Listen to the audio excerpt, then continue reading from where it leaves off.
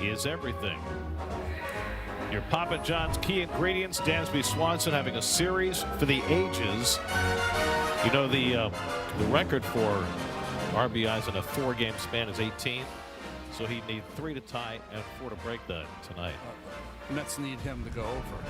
Well, he hasn't gone over yet. Homers, extra base hits. Dansby was hitting under 190 coming into the series. He's hitting over 200 now. 7 for 12, 3 home runs, a triple, 15 RBIs, 11 in the doubleheader yesterday. On and on and on. Well, he's only 2 for 22 in his career against Freddie Peralta, so maybe Freddie's the guy to slow Dansby Swanson down because nobody else has done it yet. Ball's in Peralta's hands on a Thursday night. Sale from the Westbury Toyota Superstore, 1121 Old Country Road, Westbury.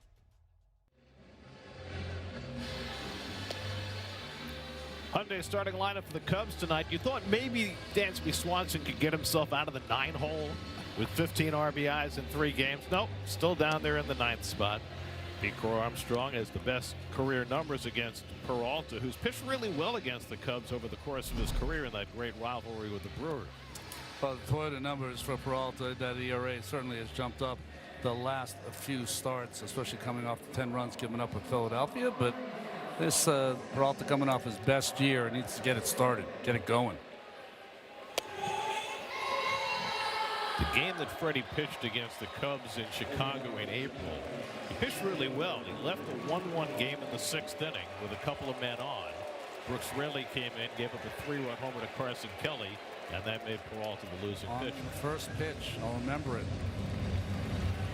Freddie had retired the first 2 in that 6th inning, then walked the next 2, and that's been kind of a theme with Freddie, retiring in the middle of games. Pete Crow Armstrong's reached base safely in 26 straight games. He's 3 for 12 in this series. Peralta ready to go, and his first pitch of the night is a fastball in for a strike, and we're underway. Crow Armstrong 9th in the National League in slugging percentage, 8th in base hits, 8th in OPS. The shed down on the grass at third, and the curveball hit past Vientos and into right field. A base hit for Crow Armstrong, and now he's reached base in 27 straight games.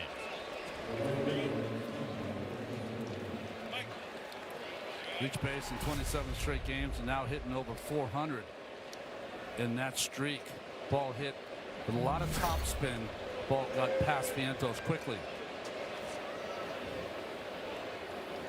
So as was the case in the first game of the doubleheader yesterday, 2 former Mets first-round draft picks are hitting 1-2 in the order for the Cubs. First time that had ever happened to the Mets, and now the Cubs have a 3rd Mets first-round draft pick in David Peterson. Right. Wow. Conforto starting his 27th game for the Cubs this year, playing right field with Seiya Suzuki getting a day off. And that darts outside. 2-0 to Michael. You know, as disturbing were the errors last night, were also the aggressive nature of the Cubs on the bases. They just stole the Mets blind late. Crow Armstrong has 18 steals. He had one yesterday which got negated by umpire interference. And he had one negated the day before for I don't know what's the correct phrase. That wasn't a stolen base. He was just moving to second on a walk, and then he wasn't there anymore. Sounds like a Rich Kotite line. I wasn't fired. I didn't quit. I just won't be here anymore. 2-1 to Conforto with Michael Busch on deck. Any Jets fan remembers that well. Conforto 1 for 4 in this series. Very short lead for Crow Armstrong. And it's fouled back. Freddie holds runners well. He's never picked off a runner in his major league career. Wow. But they don't run on him.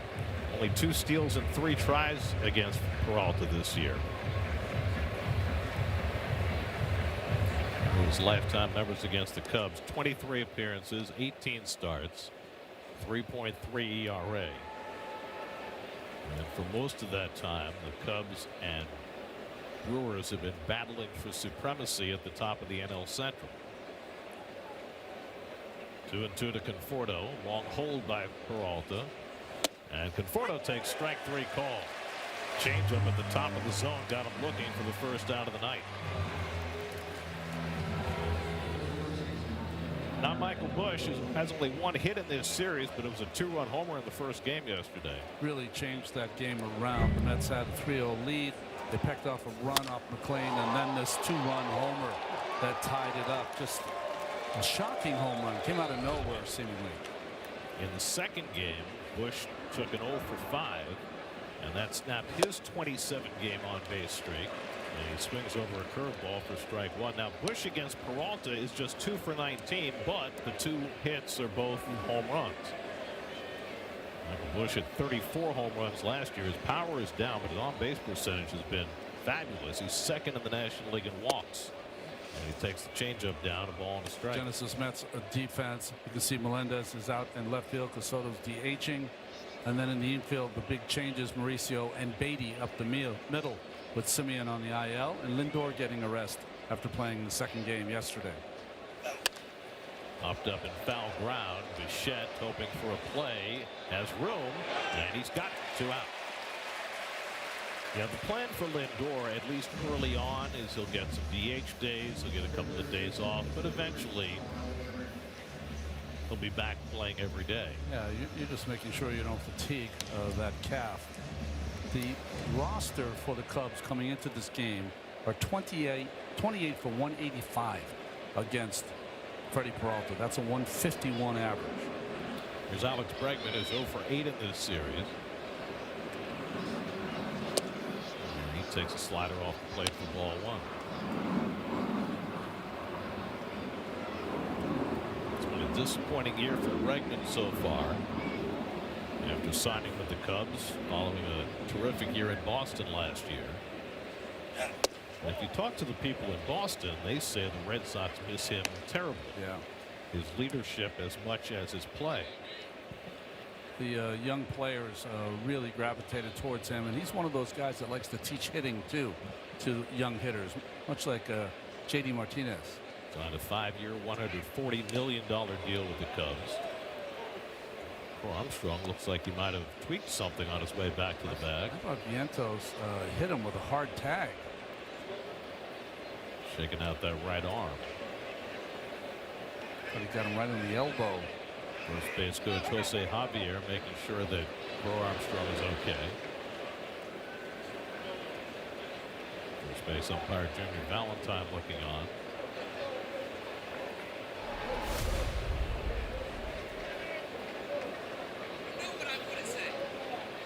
Maybe just jammed his elbow going into the bag. Oh no, the tag right on the elbow. Thank you very much. The funny ball. 2-0 to Bregman with Ian Happ on deck. And Bregman swings through the fastball, 2-1. There used to be a day when guys like Ricky Henderson and others that they would get slapped with incredibly hard tags to just make it even tougher on their bodies.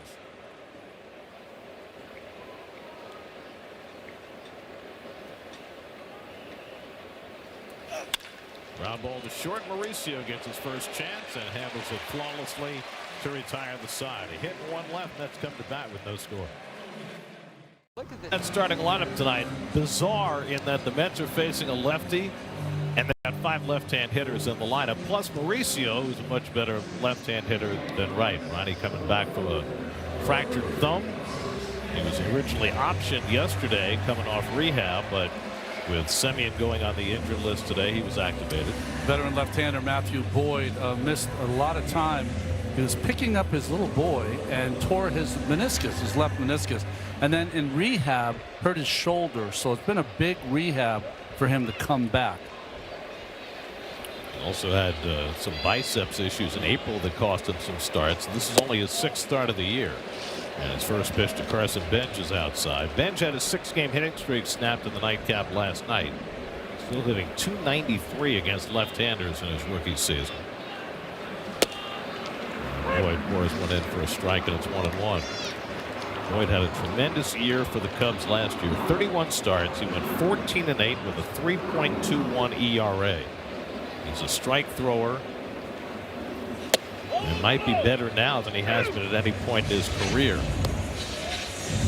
His last start before he got hurt in early May was his best start of the season. He went 6 innings against Arizona, allowed just 2 runs. 3-1 now to bench with Bichette and Soto to follow. The Gatsby-esque home plate umpire Jordan Baker is the crew chief. Junior Valentine, Austin Jones, and Stu Sherwater on the bases. And bench fouls back the fastball, and it's 3-2. Jordan Baker, the home plate umpire's strength is up in the strike zone. Why? He's 6'7" tall. Latter day Tim McClellan. Yeah.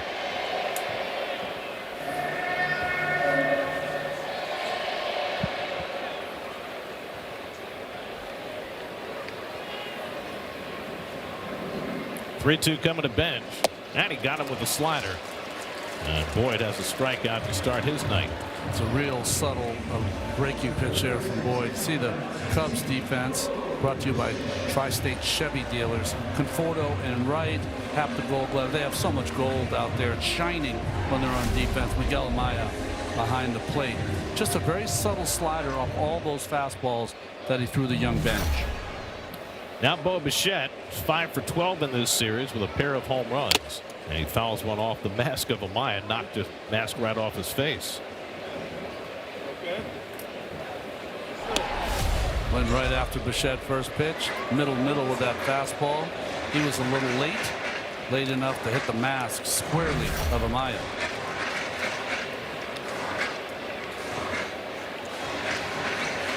Bo over his last 19 games hitting .380 with a .1056 OPS. This has been his best 3-week stretch of the season. Takes the changeup low and away, 1-1. Oh, the home run in last night's game. This was off Hollowell, St. John's product on the slider. Bichette did not miss it.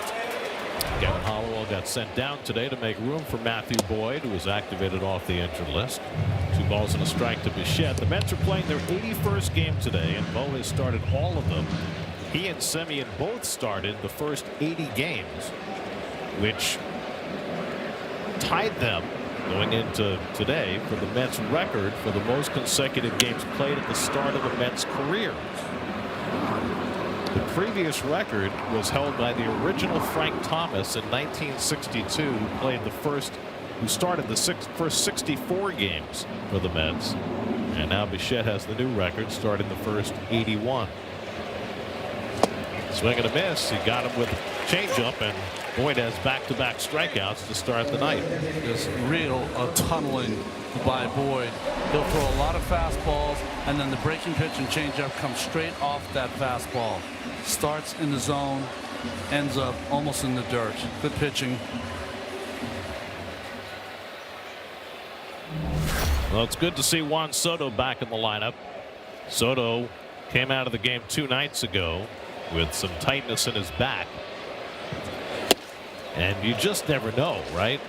He was unavailable for both games yesterday, but felt better today. The Mets held the lineup until late to make sure that he'd be good to go.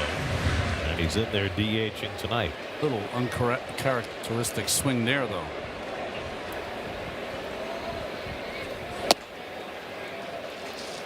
It's almost like he wanted to test it by seeing how hard he could swing, right? Yeah. Just trying to make something happen. First at bat out of the box. Juan comes into the night leading the National League in OPS. Pulled ahead of Shohei Ohtani. Ohtani did okay last night once he figured out how to get in sync with his catcher. Oh my goodness. He and Dalton rushing. That was ugly. Swing and a miss. An up and in fastball, and it's 2-2. That was the closest. No, it wasn't closest. He was there. I mean, angry Ohtani.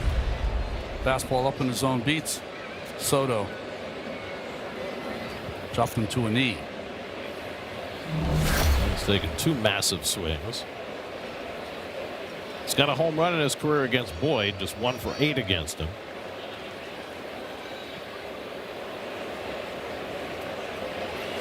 And the fastball misses up and away, and it's 3-2. Marquientos would be next. Soto's now in his familiar circumstance where he has more walks than strikeouts this year. 36 walks, 34 strikeouts.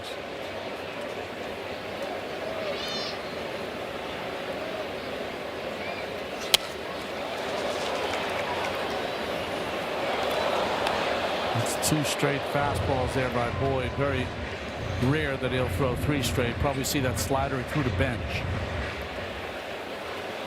That's faced Boyd twice last year. That's away for ball 4, and so Soto's on with a 2-out walk.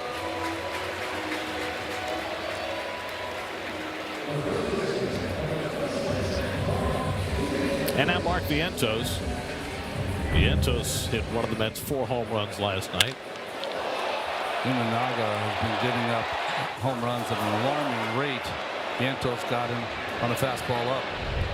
Mets hit 4 home runs last night. The Cubs hit none. It was the first time in the major leagues this season that a team had out-homered the other by 4 and lost the game. Teams that were +4 in home runs had been 35-0 before last night. Vientos over the last 9 games is a .1024 OPS. He's hit 300 against lefties this season. So things are looking up for Mark. Matthew Boyd spent most of his career in Detroit. He was originally drafted by Toronto. He's been around long enough that in 2015 he was traded from Toronto to Detroit for David Price. And that's a long time ago. 0-1 coming. Ground ball to shortstop. Swanson gets in front of it. Gets the force play to retire the side. After 1, Mets and Cubs, no score.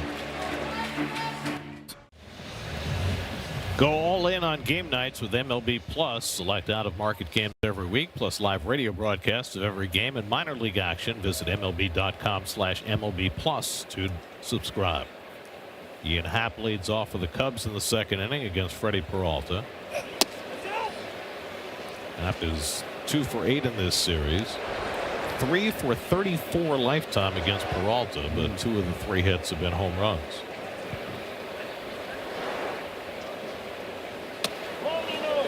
And the curveball missed down. He did not swing. 2 balls, no strikes. 2-0 has been a big theme of Peralta's year. And that's why it's pushed his pitch counts to extraordinary levels, which gets him out of the game quicker. Nice 2-0 breaking ball there, though. Sweet.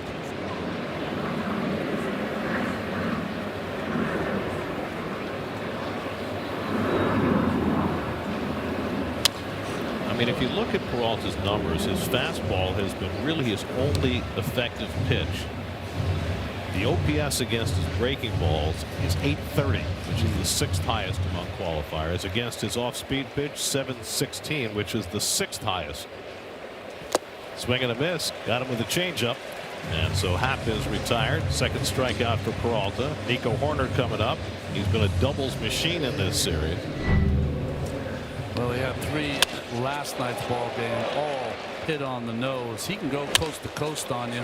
Left field, center field with that one, and then down the right field line.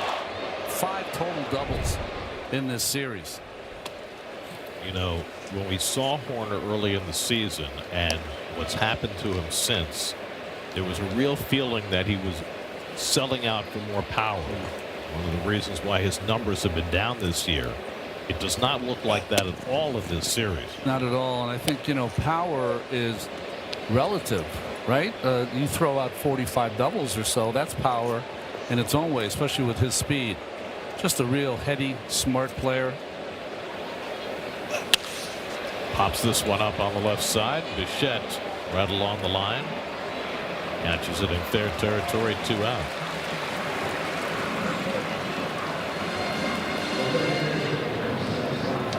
Peralta looks really good so far. He's got some jump on his fastball. His breaking ball has been sharp, and the changeup to Happ spot on. Only caveat: 6 batters, 4 2-0 counts. Yes. Now the rookie Pedro Ramirez has been very impressive in this series. He takes a fastball for a strike. Ramirez a switch hitter, 3 for 8 in the series, driven in a couple of runs, stole a couple of bases. Just his 11th start in the big leagues. And he bunts and foul tips it, and it's 0-2. It was very interesting. He took a little peek at Bo Bichette at third base right before that pitch came, and that's why he decided to try to bunt.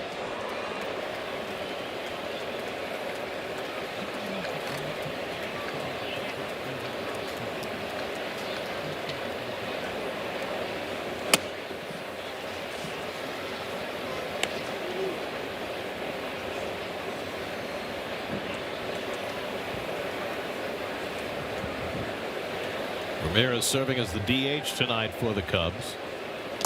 And takes the changeup low and away, and it's 2-2.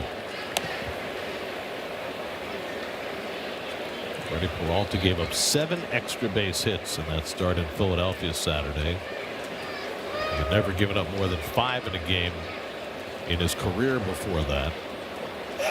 And he strikes out Ramirez with high heat. An impressive inning for Peralta. Gets a 1-2-3 with a couple of strikeouts. Home second inning with no score. Francisco Alvarez will lead off for New York. Alvarez has homered in each of the first 3 games of this series, but like everybody else from Venezuela, he is playing these games with one eye on the devastation that has been caused by a couple of earthquakes in his homeland. Fortunately, Alvy's family, Luis Torrens, Carlos Mendoza, all safe, but hundreds and hundreds have been killed or are missing, and it is a horrific scene in Venezuela. It really is. Carlos Mendoza, as soon as the doubleheader was done, he was on the horn trying to find his parents. Just some awful things. Some shots from, they were playing baseball in Venezuela, in fact, and all the players had to run off the field. Apparently there's a hotel where a lot of the players stayed, and there's a few people missing, so it's just horrible. Yep, and I'm sure we'll be hearing much more news out of there over the coming days. I mean, it's not just one earthquake, it was 2 of them in quick succession. They're both over 7, right, Gary? Yeah, I mean, big temblors.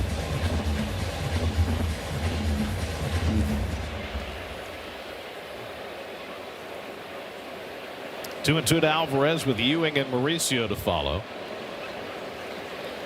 And the curveball stays outside. He did not swing, and it's 3-2. So Alvarez has homered in all 3 games of this series. Only one man in history has homered in every game of a 4-game series. That was in 1968, Juan Swoboda against the Dodgers. And Alvarez takes a walk. So the Mets have a leadoff base runner. Second walk given up by Boyd, who generally does not walk many.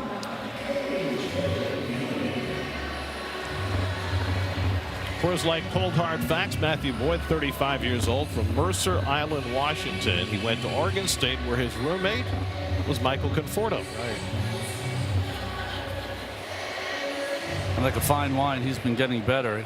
Saturday was his last rehab assignment, went 4 innings through 59 pitches. Here's A.J. Ewing, who hit his first home run against the left-hander in the big leagues in yesterday's game. Tried to bunt and fouled it back.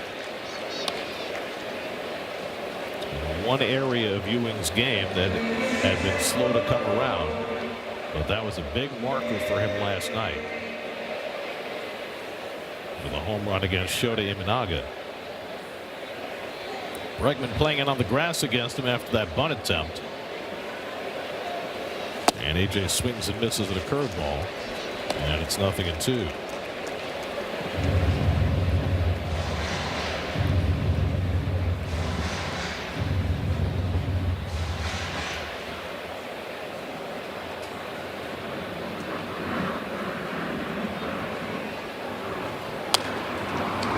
Gary, I just like this young man's demeanor. It's just like his batting stance, balanced. You know, you don't know if he's got 3 hits in a game or he's 0 for 3. Never takes it out on the field. His defense has been just fantastic. Do you see the lead Alvarez is getting at first base? Yes. I mean, Matthew Boyd has a fantastic pickoff move, and Alvarez is taking no chances. I mean, the only player I've ever seen take a shorter lead in the 1999 National League Championship Series, Andrew Jones, when he was at first base and Kenny Rogers was on the mound. Kenny had a great move, too. Stood on the bag like he was in Little League. That's funny. I mean, look at this lead that Alvarez is taking. Boyd has 28 pickoffs in his career. It's not going to get Alvarez, though. Ground ball to the left side. Bregman with the flip to Swanson, and the peg to first in time for the double play.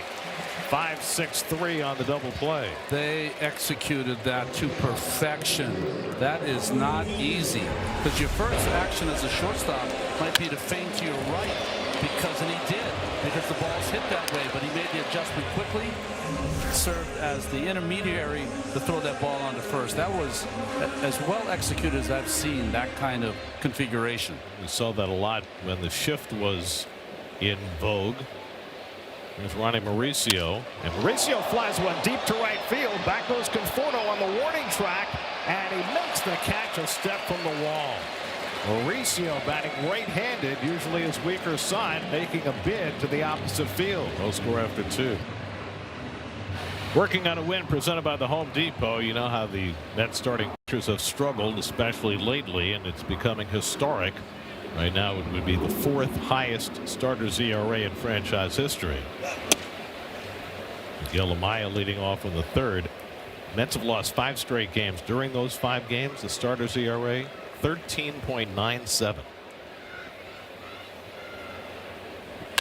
Amaya pops one up on the infield. Brett Beatty playing second base tonight, tracking it into the outfield, and stays with it, 1 away.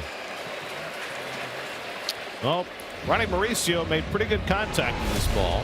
You know, you're a veteran, you know off the crack of the bat that it's probably gone, so he thought it was. Takes a peek and like, whoa, stayed in the ballpark. Good pitch. After about my 4th year, and I'd given up 200 home runs by 100 home runs by that point, I used to never watch it. And I threw a pitch, and it ended up going deep. And in those days, I'd look at Gary Carter, and he would bow his head, which meant it was a home run. The ball stayed in the ballpark. I looked at Gary. He was running off the field laughing at me. You got me. Dansby Swanson comes up with nobody on base. Can't drive himself in. And Mauricio throws him out 2 away. So 2 out of nobody on. Pete Crow Armstrong coming up, and Steve Gelb's coming up for us. You know, Gary, as the Mets try and figure out how to get Freddie Peralta back on track, one thing that they've noticed is this season his arm angle is down 4 degrees from where it was last year, and that in part is also contributing to his extension being down. He's always been a guy that's been at the top end of the league in terms of extension. This year he's pretty much middle of the pack, and so they're really trying to work on that, because even though his stuff is grading out similarly, they think it's really affecting the deception that the pitchers, that the hitters see when his stuff comes their way. Yeah, Steve, his fastball always in the 95 area, always played more like 97, 98. So you keep it at that 95, it becomes a little more palatable for the other hitters. And when we talk about extension, we're talking about where he releases it coming down the hill. He's getting down the hill further than most pitchers in his career. So by the time he releases it, the effective velocity has much more velocity. Pete Crow Armstrong had a base hit his first time up, and takes changeup blown away, 1-2. Ron, I know these things are obviously significantly more technical than they used to be in terms of all the data, but how easy or difficult would that be to change your arm angle back up that small amount, 4 degrees? Well, the problem, Steve, is that the more innings that you get, your arm angle is going to drop a little bit. It's just the natural, usually, occurrence. You can see here going over his head. I don't remember him doing that earlier in the season. That seems like a different mark. Always pitched across his body, but that kind of whipping follow through. You can see how using the hands over the head might get that arm slot a little higher. And a swing and a miss, got him with a curveball. Peralta's retired 9 in a row, and he's done it efficiently over the first 3 innings. Home 3rd inning, MJ Melendez leads off against Matthew Boyd and lifts one out to left field. Ian Happ ranging back, and at the edge of the warning track, he's got it. 1 pitch, 1 out for Boyd. So Boyd has only made 5 starts. He had the biceps issue, he had the meniscus, he had a shoulder issue. So what can the Cubs expect from him in terms of length tonight? Well, if he continues to get 1 pitch outs as he has in the last 2 batters, he might get deeper than they think. I said before, Saturday, which was 5 days ago, he threw 59 pitches. So you would think that he'd be good for maybe 70 here in this game, 70 to 75. Brett Beatty takes a strike. Beatty hitting just 163 against lefties. The Mets are a little hard pressed right now with Lindor needing a day off today, and now Simeon out of the lineup, so more left-hand hitters forced into duty. Beatty's going to get some time at second base. Mauricio will get some reps there as well on days that Lindor is playing. I mean, the other option that the Mets have, and I don't know if they've even thought about it internally, is that Bo Bichette played second base in the World Series last year. Put Beatty over to third or Vientos. Yeah. And Beatty chases the breaking ball for strike 3. Third strikeout for Boyd, 2 out. Well, the Cubs got Boyd back today, but they put Edward Cabrera and Ben Brown on the injured list yesterday. Cam Gordon's out for the year. Justin Steele's trying to work his way back, but they're not sure he's going to make it. Jameson Tyone does not appear to be close either. So that's a whole starting rotation on the injured list, and that's why they made the trade for David Peterson. They're going to have 3 left-handers in their rotation now, the Cubs. By the way, the player the Mets got back for Peterson is named Cole Mathis. He's playing an A-ball, 2 different levels in A-ball, had a 981 OPS this year, playing mostly first base and DH, but he's played a little bit of third base as well. He's another guy who was a two-way player in college. He was a pitcher at College of Charleston until he had Tommy John surgery, and much like Carson Bench, gave up the pitching part of that two-way deal after that. So he's 22 years old. He's a long way from the major leagues, but he's one to wish on. Yeah. 2-0 to Bench with Bichette on deck. And Carson takes the fastball away, and it's 3-0.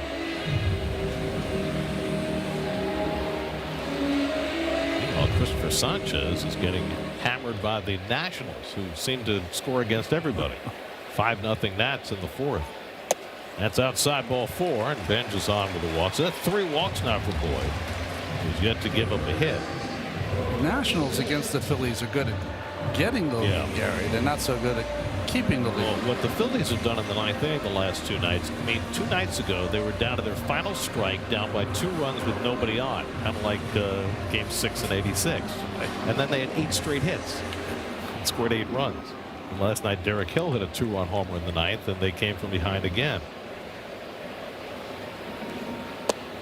And the curveball drops in for a strike to Bichette. Meanwhile, the Braves have lost 4 straight, and so the Phillies have pulled within 4.5 games. Braves led by as much as 10.5 not all that long ago.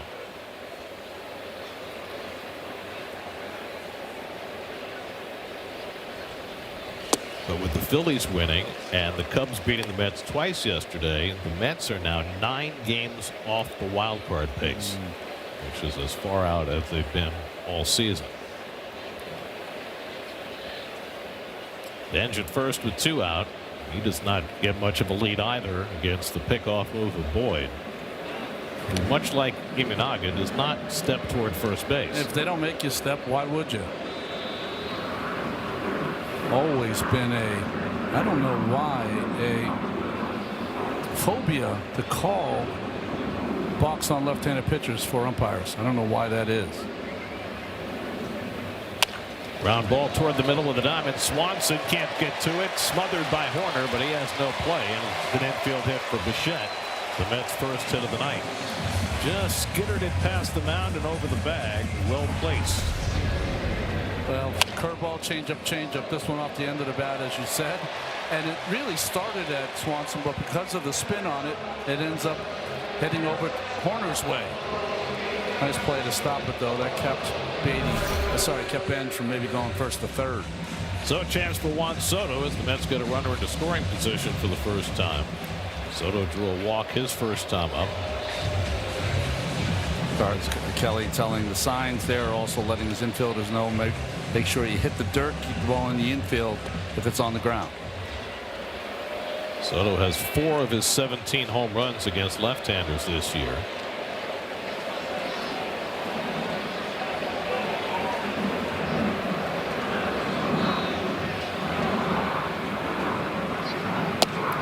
Takes a curveball outside for ball 1.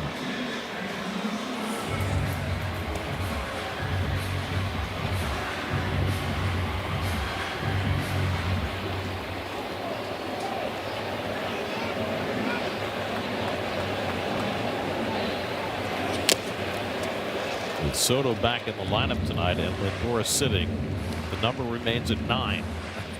9 of the 81 games that Soto and Lindor have appeared in together. Presumably, if nothing bad happens between now and tomorrow at 7:10, we'll get to 10. Be safe, man.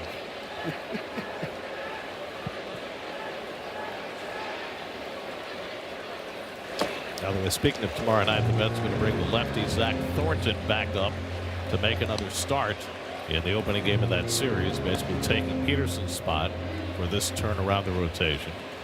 So it'll be Zach against Zach, Thornton against Wheeler tomorrow night in the opening game of the series against the Phillies.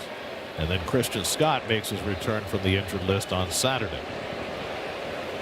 Soto watches the changeup down, but Amaya's going to challenge the call by Jordan Baker. Big pitch. I don't mind this challenge. Oh, it's a good challenge, except it was wrong. Yep. Call confirmed. Chicago's down to 1 challenge. You could see Amaya's face. He was a little skeptical of his own decision. He was like, I'm trying to help my pitcher out, but I think I just ruined my percentages. So it's 3-1 to Soto. Mark Vientos on deck. We'll see if Boyd challenges Soto in this spot. Throw him a changeup on 2-1. And he throws him a slider on 3-1, and it's a walk to fill the bases. That's 4 walks now for Boyd, who is not accustomed to walking this many. And Tommy Hotovy, the pitching coach, will head out to the mound. Yeah, he'll come out to talk to him. A couple of reasons. One is just to give him a break. These are the kinds of innings when you've come off rehabilitation that really get you. You know, when you're rehabbing, they don't put you in these kinds of innings. You know, you go out there, you throw your 15 pitches, you take it and you sit down and you do that 4 times. You don't go through these more strenuous kind of innings. And he's put himself in a lot of trouble here.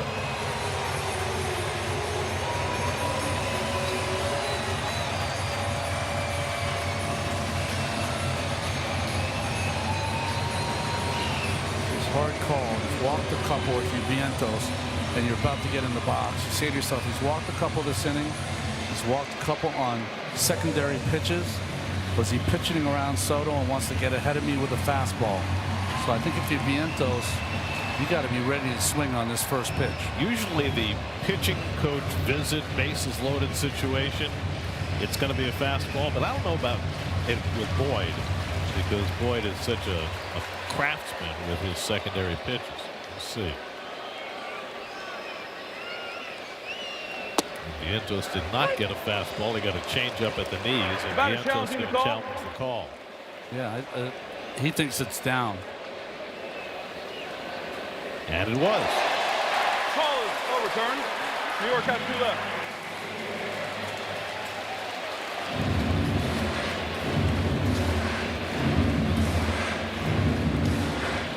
Mark grounded into the fielder's choice his first time. A bench at third, Bichette at second, Soto at first. All this happening after 2 out and nobody on. And Vientos gets another changeup and swings over at 1 ball, 1 strike. So Boyd had no intention of throwing him a fastball. Almost to me, it looks like he took a little more off of that because he had to center it and get a strike if it wasn't swung at. Vientos has a home run against Boyd, 2 hits and 6 at bats against this lefty. And then he swings and misses at a fastball, and it's 1-2.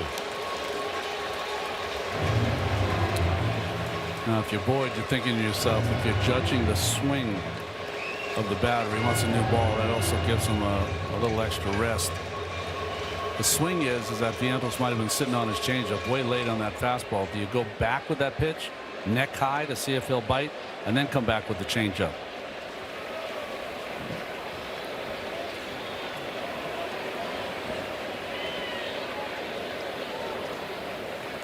1-2 coming.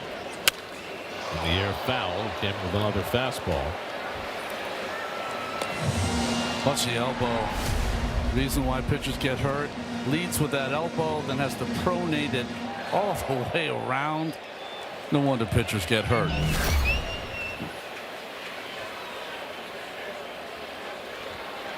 "20 pitches deep into this 3rd inning.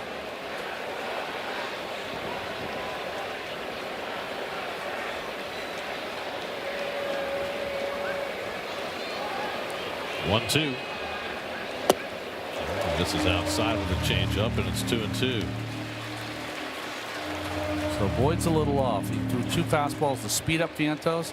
If he had made that changeup over the middle, it probably is an effective pitch, but he missed. Vientos has 1 grand slam in his career.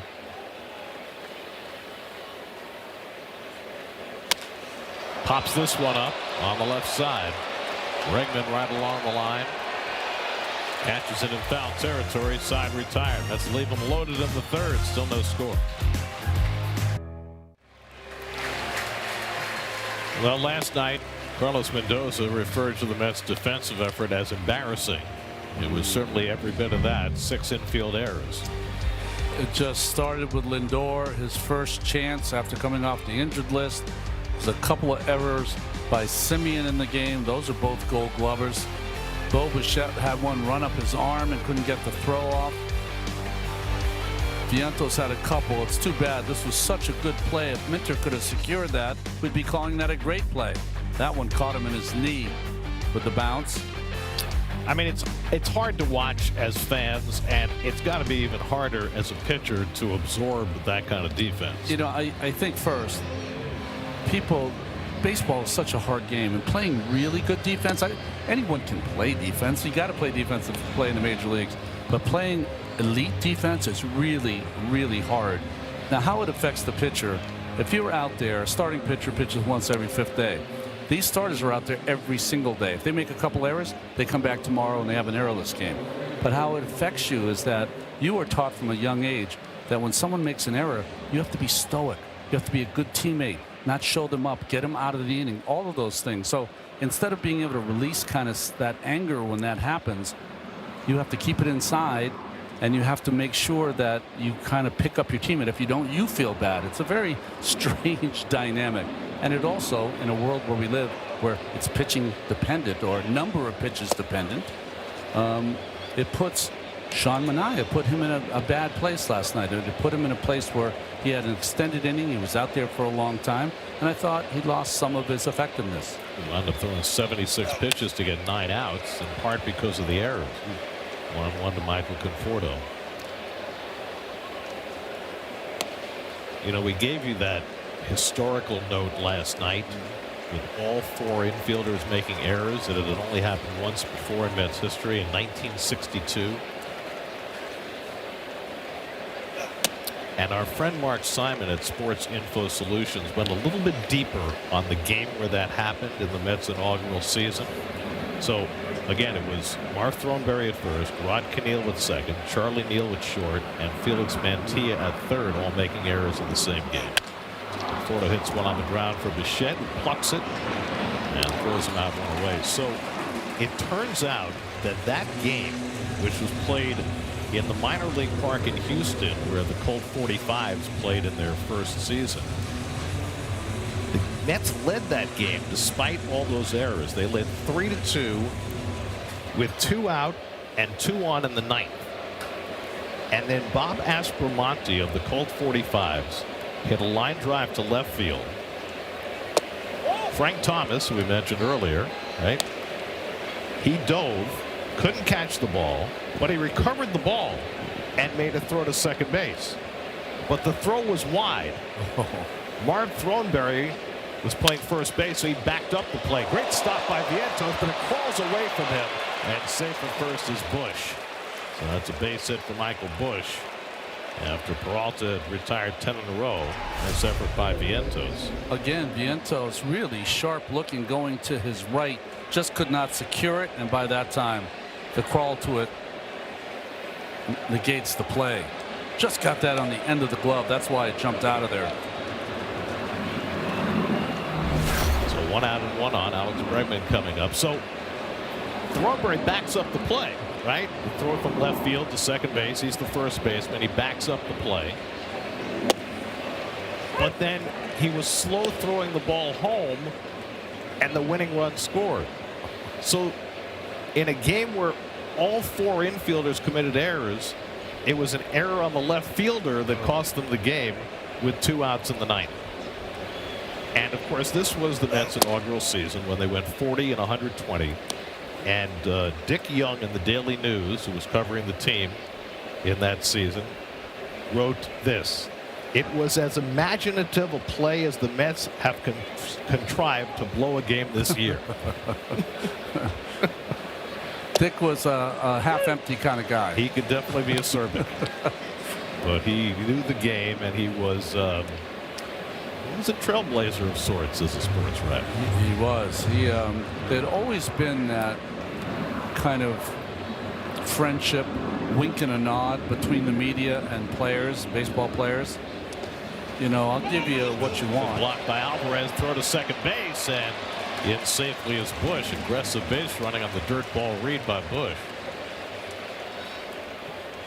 It'll be a wild pitch charge to Peralta. It was a good job by Alvarez, to tell you the truth, and great hustle to get on it. But once this throw bounced, Beatty just trying to come up with the play. Forget about making a tag. But Bush, these are little things that no one talks about that can win ball games. 2-2 to Bregman. But I was saying that there was a wink and a nod between press and players, and you know, I'll give you what you want. Just overlook some of the things, some discretions. I mean, the sports writers in those days would travel with the players on the trains, on the planes. Well, it's not even those days. When I first started, the press sat in first class when we would travel. It's a little hard to believe. Right? 3-2 coming, and Bregman grounds it to third. Bichette waits on the hop, slings it over to first for the second out as Bush holds it second. Celebrate America 250 at Citi Field this Saturday, June 27th. The first 15,000 fans will get an America 250 Mets and Mr. and Mrs. Met t-shirt. For tickets, go to Mets.com/tickets. Well, in those days, baseball really felt like the press was really the only way that they could promote the game. So I used to play bridge on the planes with some of the writers. Crazy. Now, think about it now. Ian Happ floats one into shallow right. Benj comes on. He's got it. Side retired. 4 strong innings for Freddie Peralta. Still no score at Citi Field. Whoop. Time for our Little League photos. The Knights of Floral Park. That's some nice headgear. Hot day, wet towel. Grizzlies are very close. Face mask. The Meteors. Wow. The Pediatrics Bananas. How do you pronounce that? Watch them. Watchung? That's in Maplewood, Clifton, New Jersey, the home of TikTok Diner and Jay Horwitz. Jay Horwitz. Not necessarily in that order. Francisco Alvarez leads off in the home fourth against Matthew Boyd, and takes the curveball down for ball 1. Alvarez drew a walk his first time up, on 4 walks issued by Boyd over the first 3 innings, but he's given up only 1 hit, and that was an infield single by Bichette. So if you're Boyd and you're negotiating this lineup that has 5 lefties in it, Batter's challenging the pitch. as Alvarez challenges the strike call, do you kind of work around the right-hand batters in this order? I think you would, except the only problem with his stuff, Matthew Boyd, great changeup, whatever, he has probably faced so many right-handed hitting lineups that he probably feels as comfortable against right-handers as he does against lefties.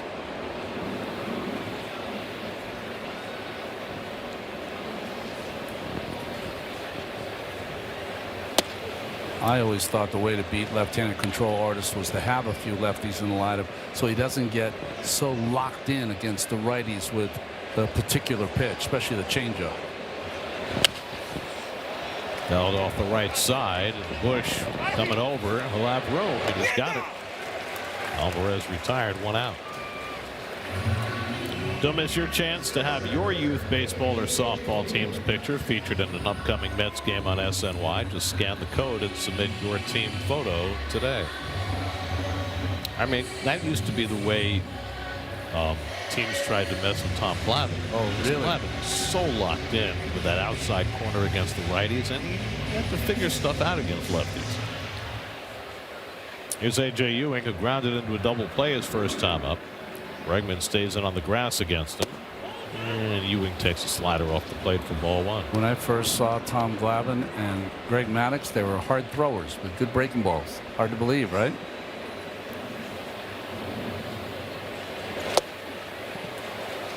Well, Maddux I can believe, but Glavine threw good. No, I'm just saying that during all the years that he was tormenting the Mets, and even when he pitched for the Mets, he always struggled to figure out a breaking ball. Yeah. That's hit sharply. Horner on the backhand, and the Gold Glover throws out Ewing 2 away. Well, he was struggling with his breaking ball then. Remember his first couple of years, especially the first year in Atlanta. I think he might have been 7 and 17 or something like that. Yep. Well, both those guys struggled in their first couple of years. Maddux with the Cubs had a rough first year. And everybody comes to the big leagues like Smoltz did, throws 8 scoreless his first time out. It was Ronnie Mauricio. I actually saw John Smoltz's last AAA start. I was doing the Pawtucket games, and he pitched against Pawtucket in Richmond. Five perfect innings. He looked ready. Yeah. And then they pulled him, and he got called up the next day. Mauricio flied out deep to right his first time up, and his first big league at bat since May the 2nd. Fractured his left thumb that night in Anaheim and went on the injured list. Played 5 games on rehab. Actually, technically 4 on rehab and then 1 after his option yesterday for Syracuse. Here he is playing shortstop tonight. Ronnie was doing a nice job when Lindor was first hurt. He was playing shortstop every day and handling it very well, and then had the misfortune of getting hurt as well. And ripped down the left field line, and he's got himself an extra base hit. Mauricio on his way to second, and he pulls in there with his first double of the season and the Mets' second hit of the night. So Mauricio, who has really struggled at the big league level as a right-hand batter, has had 2 good at-bats already from the right side. Yeah, I saw a fastball in his first at-bat and almost went bridge, so Boyd countered with the changeup here, but he stayed back, and this was a bullet to left field. Had Boyd shaking his head. Well, he was shaking his head after the first one. That's right. He thought it was gone. Nice to see. And Mauricio.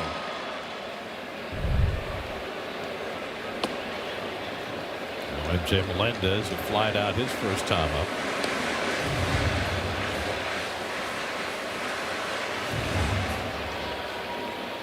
Mauricio's double 107 miles an hour off the bat.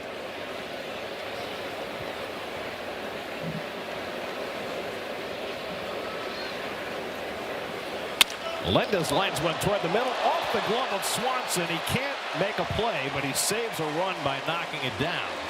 And Melendez has a base hit, only his 3rd hit this year against a left-handed pitcher. Defense is not always about plays made. It's somehow getting a glove on it, getting some leather on a bullet up the middle. That's a hit 90% of the time, and keeping it in reach and giving his veteran lefty another chance to get out of this inning. I mean, that ball was scorched. The last 2 have been scorched, and it was by him and just got a bit of leather on it to knock it down. It was 103 off the bat of Melendez, and now Brett Beatty with a chance with Mauricio at 3rd and Melendez at 1st and 2 out. The Mets built a 2-out threat in the last inning with a couple of walks and an infield hit. Here, a double and an infield hit after 2 out and nobody on. Beatty was struck out on 3 pitches his first time up.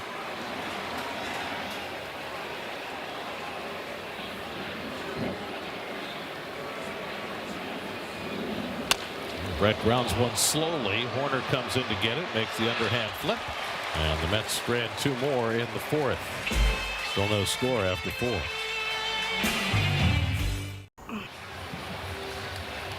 Around the Majors presented by Spectrum. Something that had never been done before in Major League history. The Tampa Bay Rays had a 3-home-run game from Junior Caminero and held the Royals hitless for 8 innings. That had never happened before in Major League history. They didn't get the no-hitter, but they got the 13-2 win. Nico Horner leading off in the 5th inning, popped up his first time up. We go to Tampa Bay this year, don't we, Gary? In September. Yeah, I think we do. Also today, the A's rallied for 4 in the 9th to beat the Giants 9-6. And the Pirates defeated Seattle 5-1. Brandon Lau hit his 19th home run, and Brian Reynolds now has a 30-game on-base streak. Wow. It's the longest for the Pirates in more than 20 years. Since Jason Kendall. Oh, wow. The leadoff hitting catcher. What a good player he was till he ruptured his ankle. His dad had played pro ball, right? Jason Kendall? Fred Kendall? Fred Kendall, catcher with the Padres. 1-2 to Horner, and the slider misses away. 2 balls, 2 strikes. Pedro Ramirez on deck, then Miguel Amaya. 49 pitches through the first 4 innings for Peralta. That is a great sign. The fewest he's had in any start this year.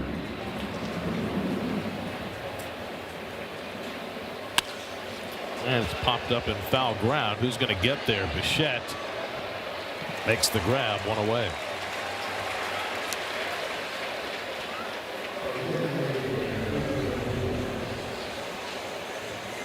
Getting some beautiful drone shots tonight, I'll tell you that.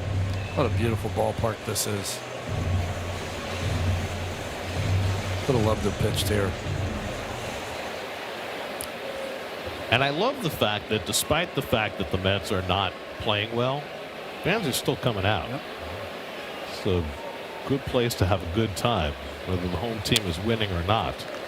Pedro Ramirez fouls one back. Food's good. Yeah, we should spend more time sampling all the food around here. We don't. Well, every once in a while they'll send some our way, but you know that gets costly after a while, especially when Keith is here. Ball 1 strike to Ramirez. I mean, you and I would sample the food. Yeah. Keith would, consume the food. Changeup misses down. 2-1 to Ramirez.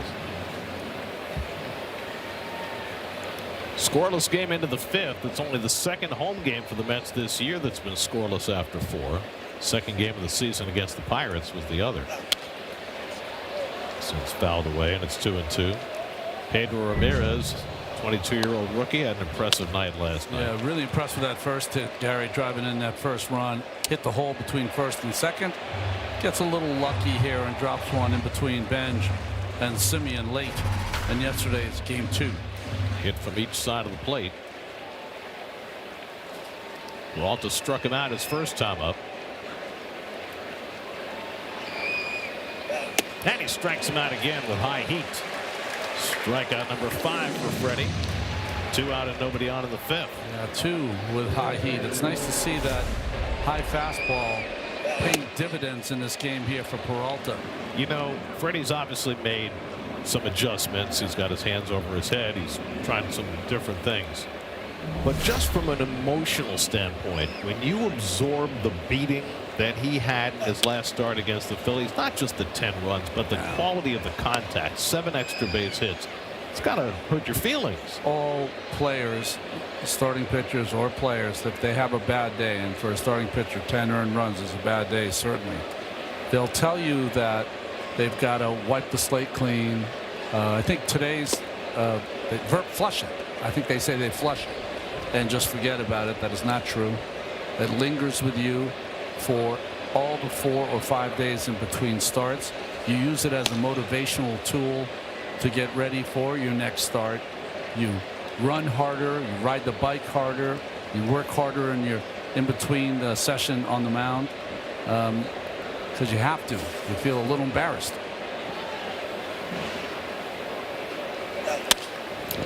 Golfed foul, and it's 1-2 to Amaya. Well, the one thing that's characterized Peralta this year that has been different from past years is his strikeout numbers are down. I mean, his lowest strikeout per 9 number in the majors was 9.9. This year it's 8.7. Significantly lower. This is popped up in foul ground. Bichette might have a chance at this one. No, it's going to go in the crowd. last 3 seasons, only he and Dylan Cease have struck out over 200 hitters. What I saw, Gary, his last 24 and a third, he's given up 34 hits. The hits allowed are huge, too. Last year in 176 innings, he allowed 124 hits. He just doesn't allow hits. But he's been struggling, and it happens. And, you know, we were talking about it earlier. Most of that damage has come against his secondary pitches. I mean, there was a time when he was a 70% fastball pitcher. He's more like a 50-55% fastball pitcher now.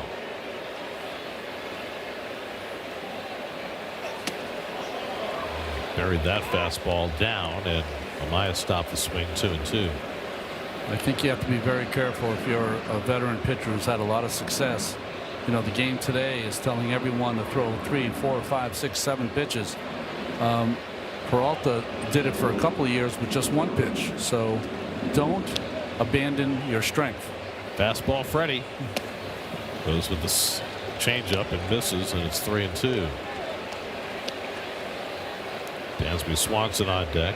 Freddie's not walked about it tonight. Came into the night 7th in the National League in walks allowed. And Amaya pops one foul. That'll go out of play.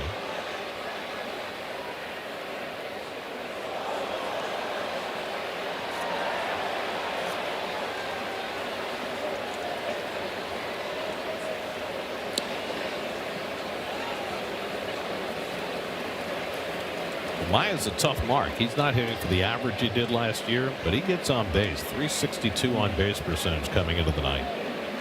I mean, Carson Kelly's had great numbers the last couple of years, but I think Amaya's the better offensive player. They've each started 2 games in this series. 9th pitch of the at-bat coming from Peralta to Amaya.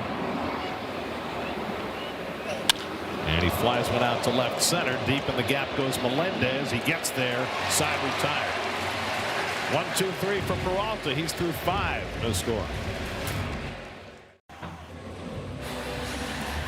Keith Hernandez and Darryl Strawberry joined Baseball Night at New York host Sal Licata for a live panel discussion at Fanatics Fest NYC, the world's #1 sports fan festival. Friday, July 17th at 12:30 p.m. at the Javits Center. Visit fanaticsfest.com for more information. Top of the batting order, Carson Binge leads off the home 5th and flies one out to center field. Bo Armstrong angles in and makes the grab. 1 pitch, 1 out for Matthew Boyd in the 5th.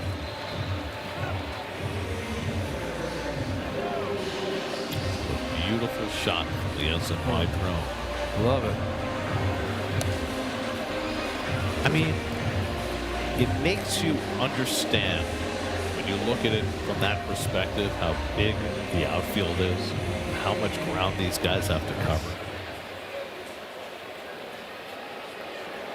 They look like little ants down there scurrying across the green. It's just, and all the green grass when you come through the portals, right? It's just something. Always intrigued anytime I come to the ballpark. Bichette slashes one back into the screen, 1-1. The first pro game I ever went to was at Fenway Park. It was 3 buses of Millbury kids, and we came through the right field portal near where they have the Ted Williams seat now. It was a $1 ticket. It's in 1968, and we sat up in the right field bleachers as high as you could ever, and we walked through that portal, and we saw the green for us monster, and we were just, it's so close. We could hit a home run. You know, it was one of those kind of silly things that you kind of see when you're a kid, but it was, to us, it was the cathedral. You know, it's a little different now because ballparks are configured differently. You can see the field from the concourses. It was never that way at Shea Stadium. At Shea, no matter where you came in to ramps and escalators. Right. And then you'd get to your level, and there'd be this little opening that you walk through. And so you would see the field all in one fell swoop as you walk through that opening. You know, and it just had such a huge impact on you in terms of the green and the vastness of it. Well, it had to be crazy because you come through this little kind of opening, and then you see how big Shea Stadium was. I mean, it was so vast, It's huge. Like a giant birthday cake. Yes, it was.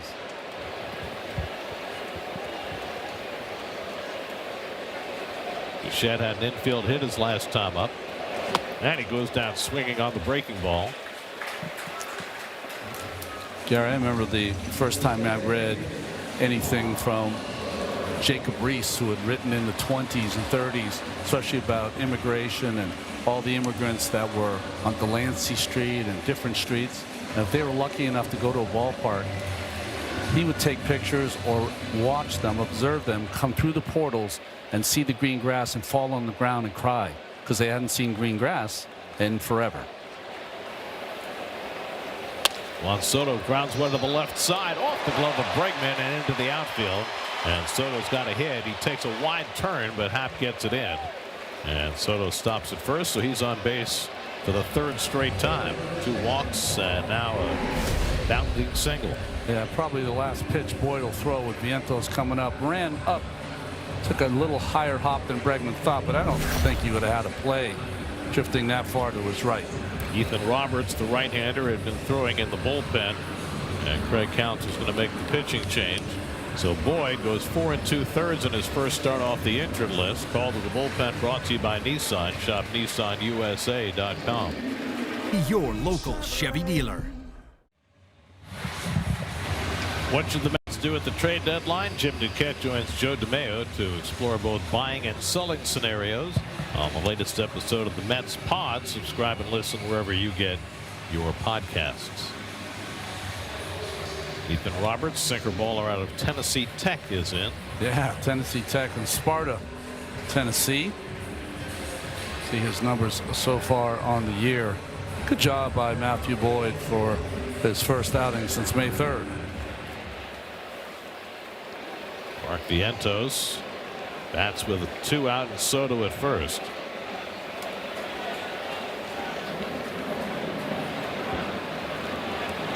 And Mark takes first pitch sweeper and misses for ball 1.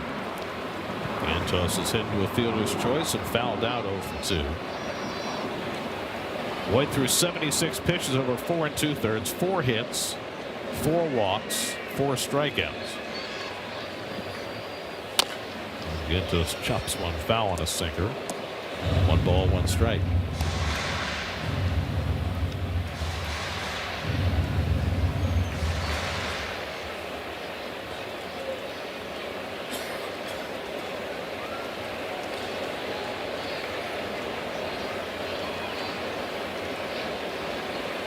And Vientos pops this one up right near first base. Bush has it. That retires the side. After 5, Mets and Cubs, no score. Starts with Oral B. It's been a tremendous bounce back performance so far for Freddie Peralta, holding the Cubs scoreless through 5, but the Mets have not offered him any support, so he's in a scoreless game as we start the 6th. And for the second straight at bat, Dansby Swanson can only drive himself in. Grounded out to short his first time up after 15 RBIs in the first 3 games of this series. You know, the statistic, runs batted in, only goes back to 1920. Since then, Dansby Swanson is the first player ever to have 15 RBIs in a 3-game span out of the 9-hole. Now, of course, for most of baseball history, the 9-hole was occupied by pitchers. Exactly. But, you know, the DH's been around in the American League for over 50 years, and it's always been the possibility of that happening. But he's the first.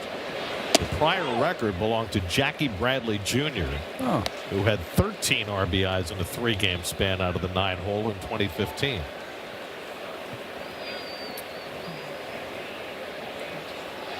So Swanson, 15 RBIs in 3 games against the Mets. He had 14 in his previous 27 games against the Mets, which is not bad, but you know, had a tough time living up to this. Who was the kid for the Giants who had like 16 hits in 3 games in a series? It wasn't Schmidt, was it? No. This was a few years ago. Oh, okay. Right-handed batter. Don't remember. Just remember he was a light hitting middle infielder who had like the series of his life. 2-2 to Swanson with Crow Armstrong on deck, and Swanson fouls off the slider. I say Mike Benjamin. Oh, Could yeah. that be it? That's a few years ago. Yeah, it's like 15 years ago, maybe 20. I mean, you know, when you get old, it's hard to remember just how long ago things were. Starting to own it. There are things that feel like they were last week that were 40 years ago. Off the outside corner, 3-2.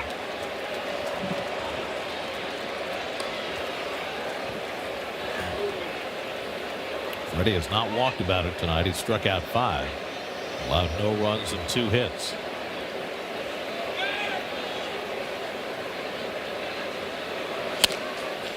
You know, it was just last week I was reading a story in one of the Chicago papers where they were talking about Dansby Swanson and saying, I don't know if we can keep him in the lineup. You know, he gives you good defense, but he's offering nothing offensively. Things change in a big hurry in this sport, especially with veteran players with a track record. Swanson hits it sharply, but Mauricio's got it on the backhand. Low throw, and Vientos can't handle it. Vientos trying to make a sweeping scoop of that low throw. That'll be an error on Mauricio, allowing Swanson to reach. Mauricio got rid of this too quickly. Got to put a little more air under it. Could have really stepped into that throw. And Vientos couldn't come up with it. So after 6 infield errors last night, the Mets commit their first error tonight.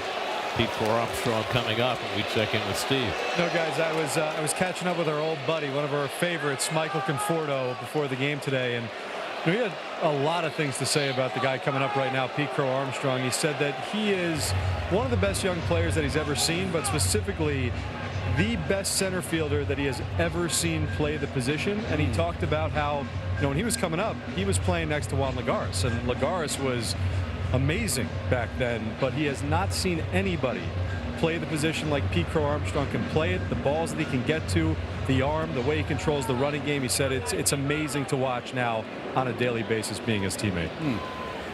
I think PCA has a little more raw speed than Lagares had, but nobody went back on a ball like Juan. Nobody. And he played shallow too. No one charged the ball like Juan. Yeah. I mean, that was he did it all. I mean, that's how good he was. Former shortstop. I mean, yeah, his peak defensively was short. It was 2 or 3 years. Yeah. When he won the Gold Glove in 2014, I think.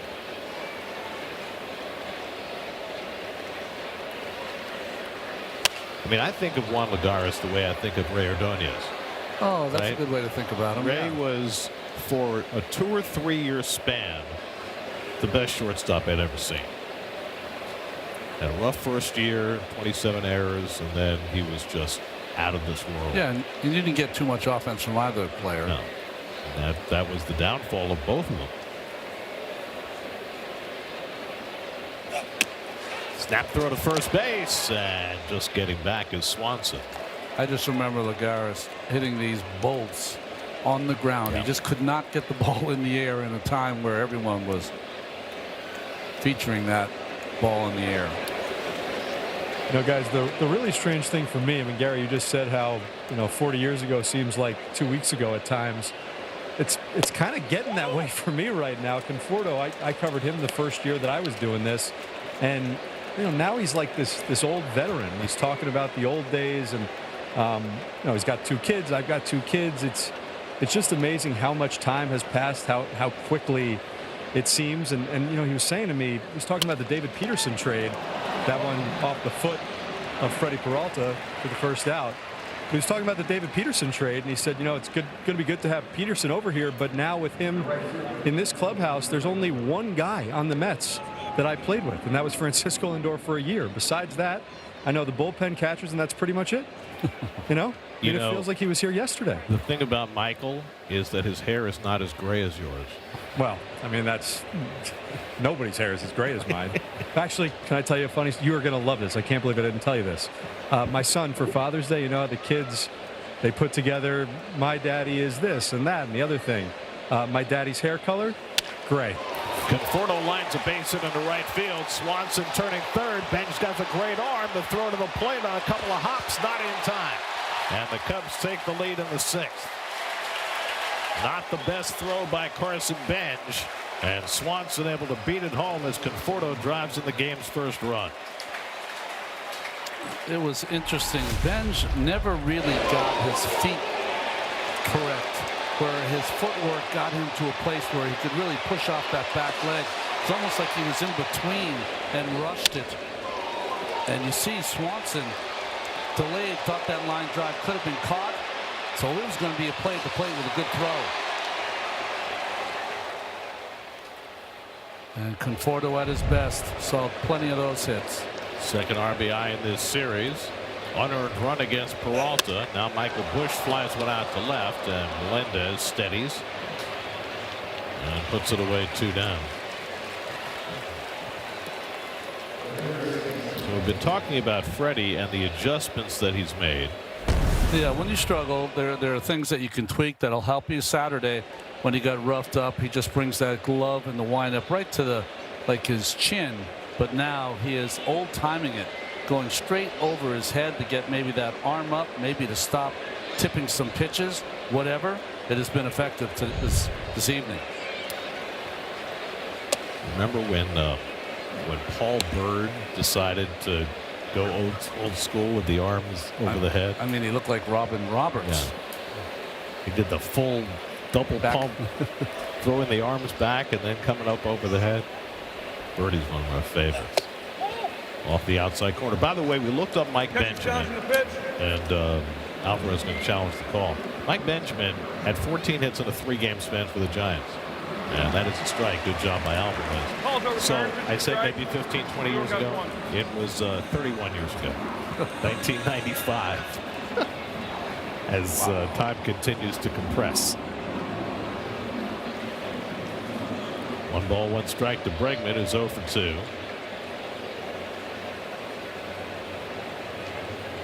And that's away. 2 balls and a strike.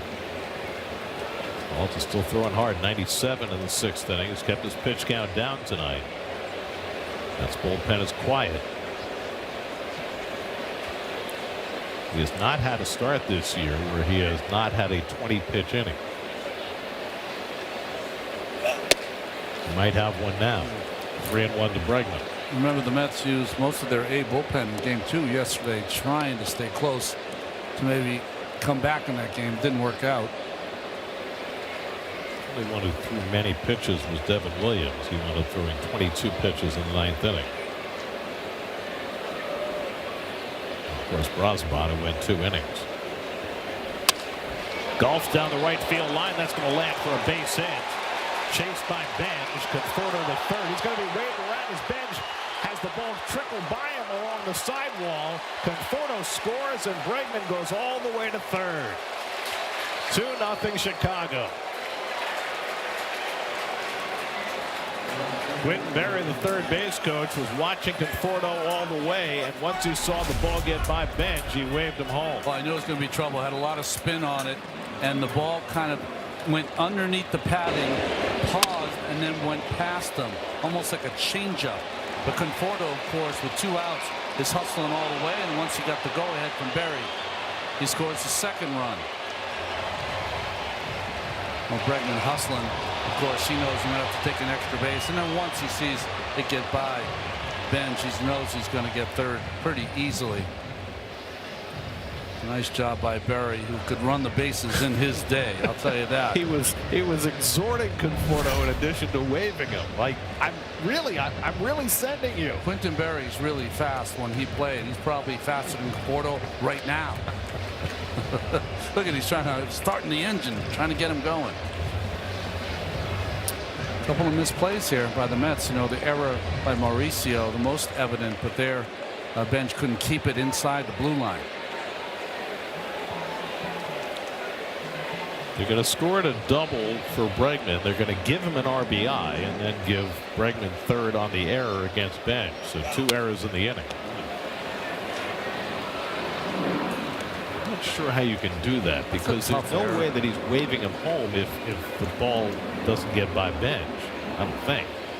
Remember, errors being given on balls that kind of disappear under the padding. I mean, it's a tough play. Always has been. Might get changed. Yeah. Meanwhile, Peralta's now down 2-0 in this game, and he has that 20-plus pitch inning that he's been able to avoid to this point. Up and away to Happ 1 and 2. So Austin Warren up in the bullpen. But you also have to take into account. But first, watch it go underneath, and it kind of paused like a changeup. He thought it was going to come off the wall a little faster, which the official scorer has to take into account. In today's game, they play in right center. It's a long run to get over there.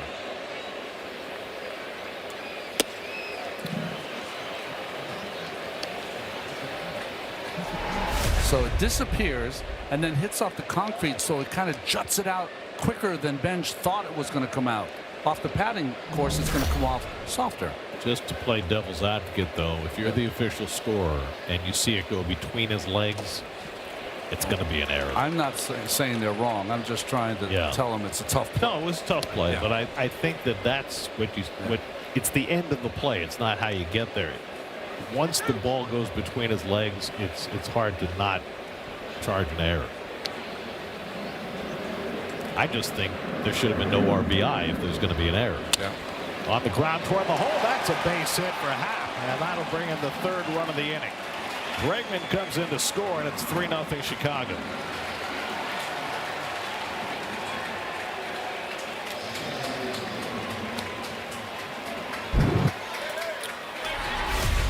But what behind Vientos, this is what he sees. That ball's covered. Top spin two. Perfectly placed. No one's getting that. Gold glovers don't get that one. All of the runs in this inning will be unearned. Small comfort to Freddie Peralta, who now finds himself on the short end of a 3-0 game. Nico Horner twice has popped up to the third baseman.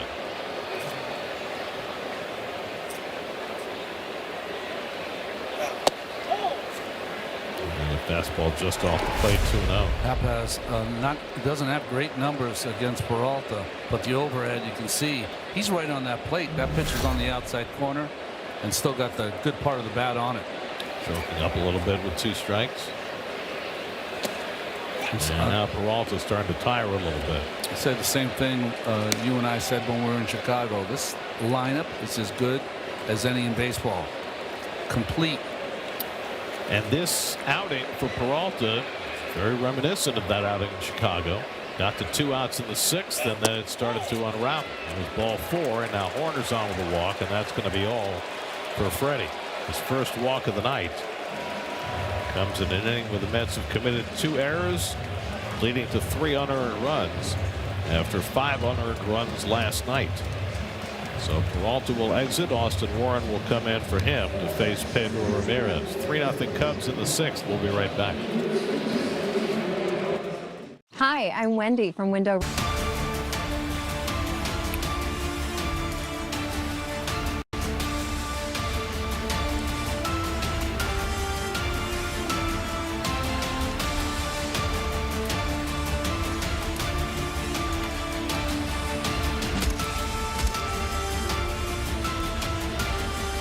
Images of an aggravating series for the Mets in a series of series across the first half of the 2026 season. Yeah, when you go through a stretch that they're going through right now, every time you make a mistake, it just seems to get you.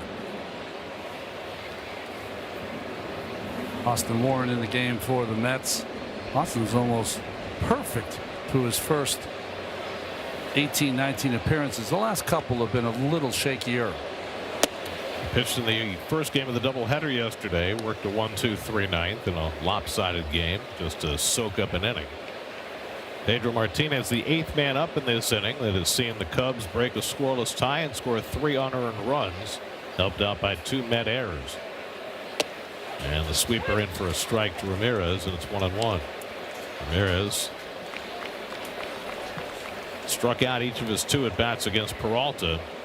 Freddie threw 98 pitches over 5 2/3, and he pitched well tonight. Half swing, and he went around 1-2. The Cubs have been hot. Certainly this series has been a big part of that. You ask the people that travel with them, they've been a streaky team. With 2 10-game winning streaks early. They had been 13-25 coming into this series, but they've taken the first 3. Peralta in his 5 2/3 allowed 5 hits, no earned runs, 1 walk, 5 strikeouts, a wild pitch. Certainly pitched well enough to win tonight, but the Mets unable to mark against Matthew Boyd in his return from the injured list. And Ramirez takes strike 3 called. Warren gets him looking to end the inning. Cubs lead at 3-0 in the 6th. The bank. Home 6th inning, Francisco Alvarez leads off against Ethan Roberts, who came in to get the final out in the 5th.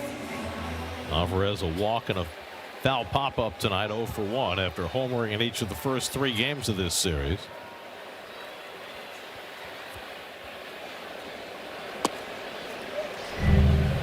Boy, his best at-bats have come against the Cubs his short time in the major leagues. He just owns them.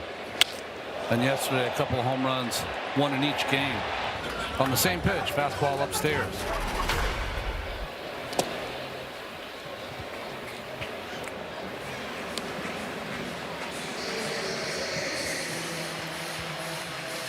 Alvarez, Ewing, and Mauricio for the Mets.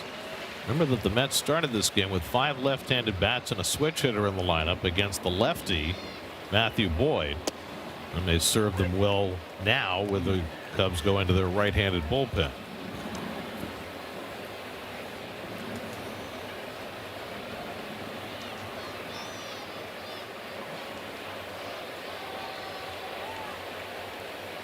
And Alvarez pops this one up behind second base. Warner calls, catches, 1 out.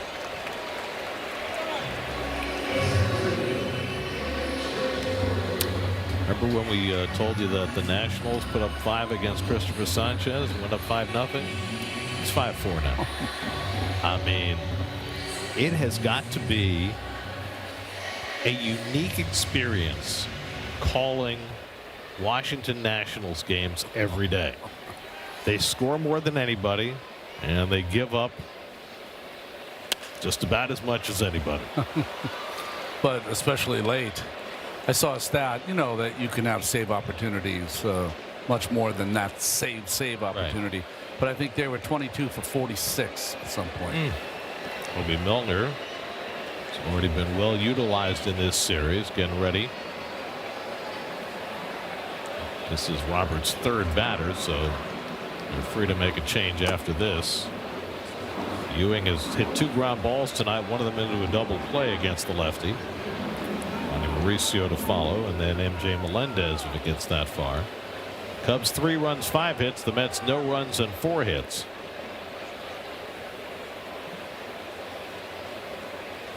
And sinker well out of the strike zone. 2 balls and a strike. And the Phillies just tied it up. 5-5 in the 7th. Crazy. Every night. Phillies will be here tomorrow night. After they put a hurt on the Mets last weekend. Mets got the opening game of that series on Thursday. That's the last game the Mets won. The Phillies blew them out the last 2 nights of that series, and the Cubs have done the same the first 3 in this series. 3-1 to Ewing, and AJ takes ball 4. So the Mets have a 1-out base runner. That's 5 walks for Cubs pitchers. They generally don't walk many, but in this series they have walked more than usual. Road Ahead presented by Infinity. Phillies over the weekend. Then the Mets go to Toronto. Ernie Clement leading vote getter in the American League All-Star ballot. Guerrero Jr. still looking for his first home run in Toronto. Unbelievable, huh? And then the Mets go to Atlanta for 4 games. Braves have hit their first rough patch of the year. Their offense has been struggling. Drake Baldwin, remember, was on the injured list for a long time, and a home run his first time up, and I think he's 1 for 30 since then. Ronnie Mauricio, as a right-hand batter, pulled a double down the left field line in the 4th, now batting from his better side. And just his 3rd at bat off the injured list. Ronnie starting his first game since May the 2nd. Fractured his left thumb while fielding a ground ball in Anaheim. And it came at a really unfortunate time for Ronnie because, you know, Lindor had gone down with a calf injury. He was getting to play every day. Pulled down to first, handled by Bush. The throw to second is wide, and the throw back to first is on target, but in the dirt, but pulled out by Bush. I don't think it was wide. I think it hit the runner and caromed off to Dansby Swanson, but let's check that again. Here's Bush. He's going to make the throw to second base. No, it was wide. You're right, Gary. Not even close. The wherewithal to Swanson to turn that into an out is just incredible. Well, it's a 3-6-3 put out. It's amazing that they could get an out on that play. But Swanson threw it, and Bush picked it. And that's going to be it for Ethan Roberts. They'll bring in the lefty to face MJ Melendez with a runner at second and 2 out. Hobie Milner coming in the game. Hilton for this day. In 2015, the Cubs swept the season series from the Mets. And then the Mets, when it really mattered in October, swept the National League Championship Series from the Cubs.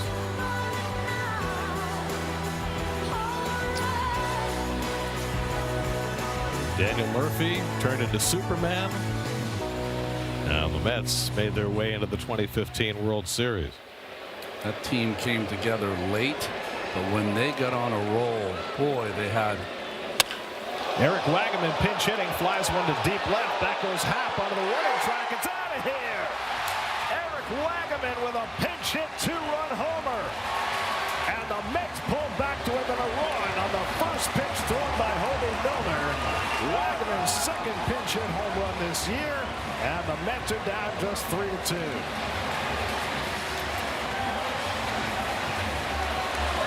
I think this is the second time in this series Counsell has gone to a relief pitcher on their first pitch. They've given up a home run. That puts the Mets right back in it. New mask, new color. Try something different. I'm going to correct myself. His first home run was not a pinch hit.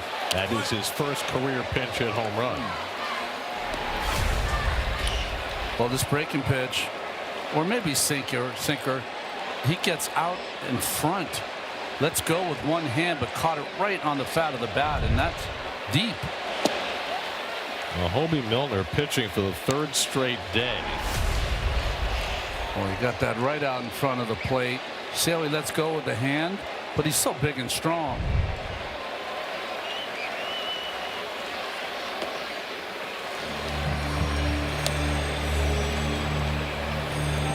So they took out Roberts to bring in the lefty to face Melendez. Carlos Mendoza responded with Wagaman, and Wagaman makes it pay off.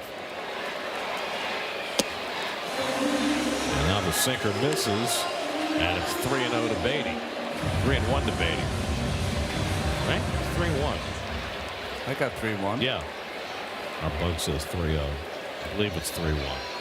That's lined the other way, and Beatty's got a base hit. So another sinker. And Milner gives up a second straight hit. And now the tying run is on base for Carson Bench. Pitching coach coming out. Beatty really gets jammed here with the fastball. Kind of center of the plate. Working its way in. He's got that kind of sinking action. But just gets enough of it to dump it into left field.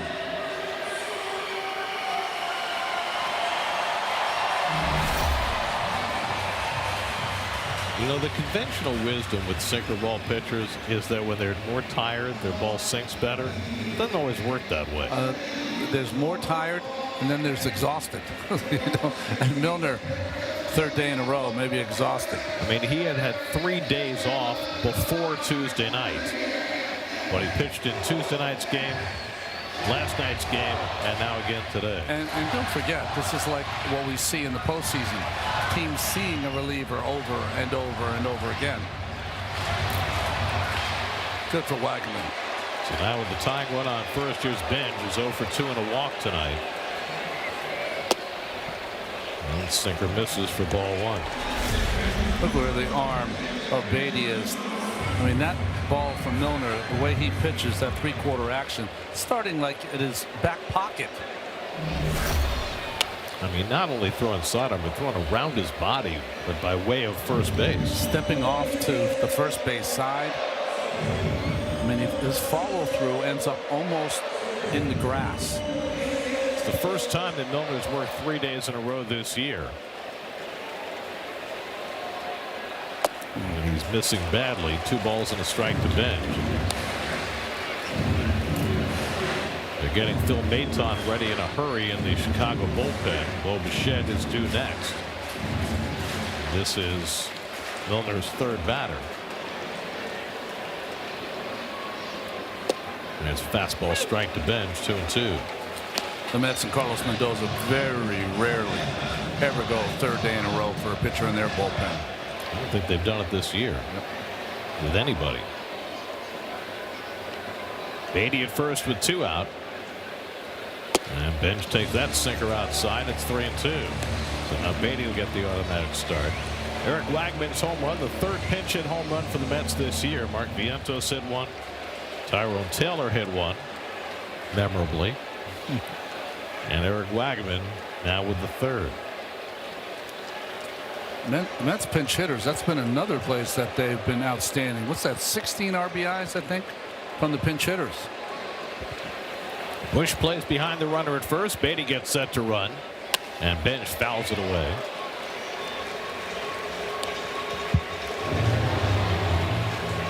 First run charged to Ethan Roberts. Walked Ewing. It came in ahead of the home run by Wagner. Second run charged to Milner. This was a scoreless game through 5. Cubs got 3 in the top of the inning. Mets responding. And Benj drives one to right center field. Crow Armstrong cuts over. He can't get it. Down for a base hit. Beatty to third. He'll be held up there. So Carson Benj comes through with the third straight Met hit with 2 out against Milner.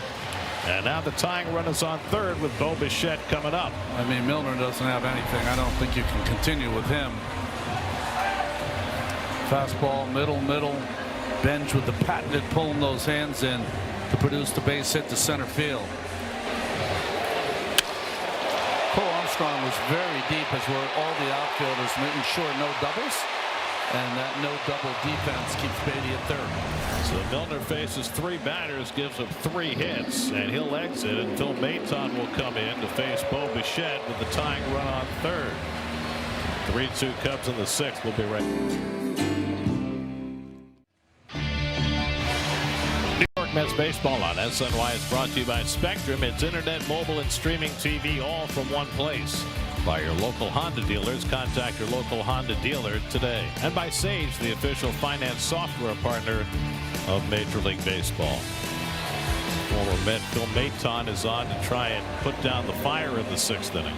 He gave up a run on a hit in Tuesday's game, which was the first game of this series after the rainout. The home run by Alvarez in that Tuesday game. Bichette takes outside for ball 1. Bichette is 1 for 3, had an infield hit in the 3rd. His numbers with runners in scoring position have been coming up.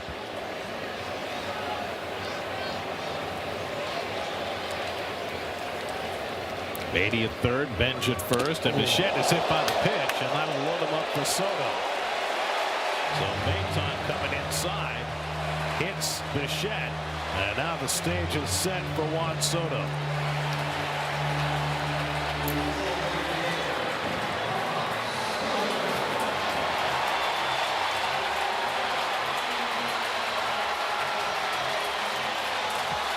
Soto's been on base 3 straight times tonight with 2 walks and an opposite field single. When I've watched Maton face Soto in the past. A lot of cutters in on his hands and the breaking ball that he tries to get him to roll over in the infield. Soto's 1 for 4 against Maton in his career. And he takes a first pitch slider for a strike. 0-1. Beatty is at third, Benj at second, Bichette at first. Mets down by a run in the bottom of the 6th.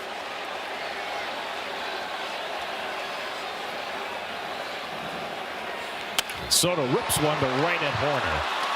And that retires the side. So Maton gets one king-sized out, but Eric Wagman's 2-run homer gets the Mets within a run.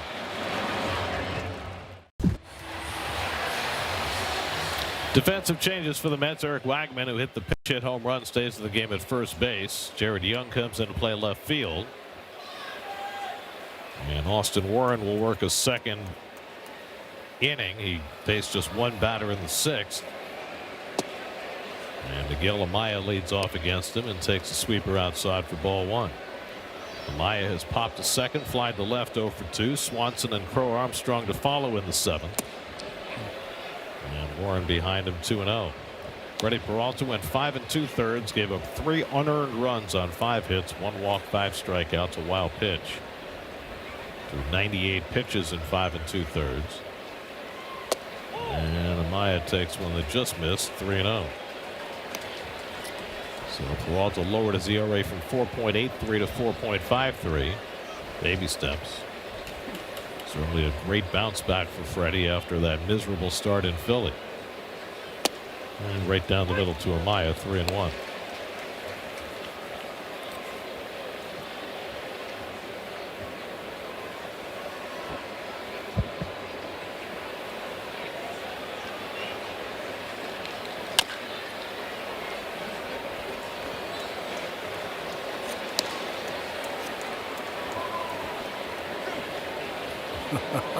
He's going to have to get down and dirty to get that one. That one in behind the tarp.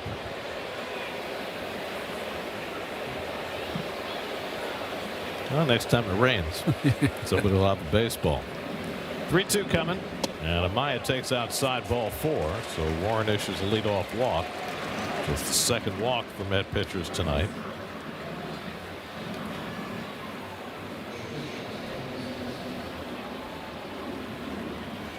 Leadoff walk late. Try to stay away from those. So now Swanson, first time he's come up with a runner on base tonight.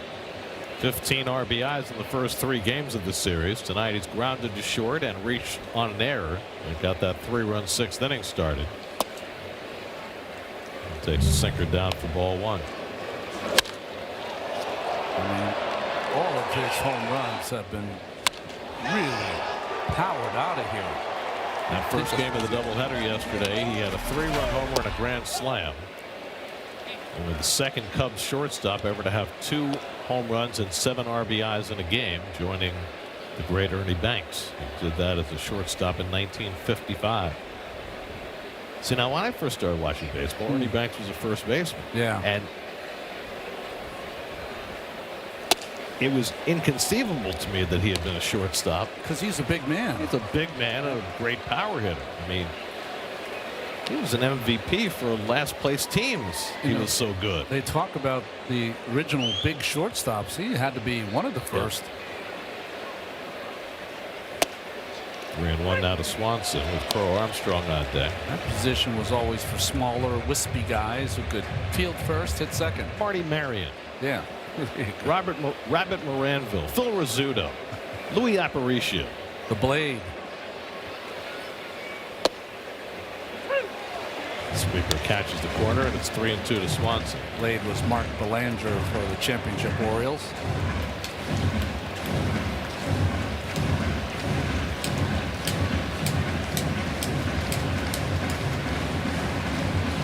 Pee Wee Reese.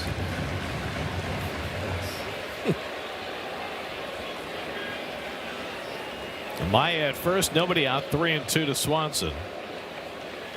And he rips one down the line, just foul. Swanson almost had himself another extra base hit.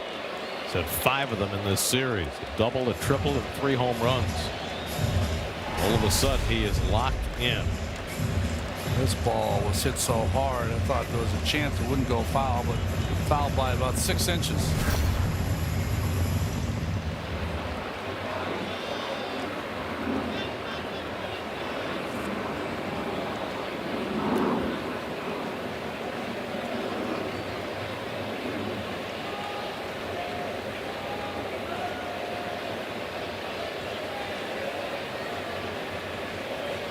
Another 3-2 coming to Swanson. And he got him looking. Fastball on the outside corner. Swanson discusses it with Jordan Baker, but does not challenge it. And that's Warren's second strikeout, the first out of the inning. That was a good fastball, good selection of the pitch. Swanson had just hit that previous fastball right in the nose, probably expecting a slider. Now Crow Armstrong is 1 for 3 tonight. And he takes a fastball that just missed. Crow Armstrong has now reached base safely in 27 straight games. Shed in on the grass against him at third. Warren falls behind him 2-0. Cubs 3 runs and 5 hits. The Mets 2 runs and 7 hits. The Mets have left 10 runners on base through the first 6 innings, including 3 in the last inning. Double play ball if they hurry. Mauricio goes to the bag. His throw is too late. He was too far from second base to be able to make that play on his own against the speed of Crow Armstrong.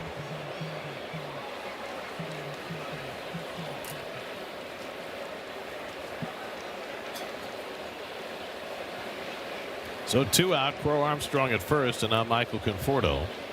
Conforto drove in the game's first run with a base hit to right in the 6th.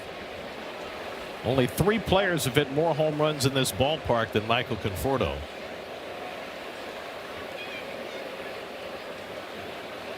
Michael's hit 66 home runs at Citi Field. And a close play, but Crow Armstrong gets back. Crow Armstrong wants to go. I'm thinking Lucas Duda's got to be on that list. Duda's third. You know who's first? It's Alonso. Oh, yeah.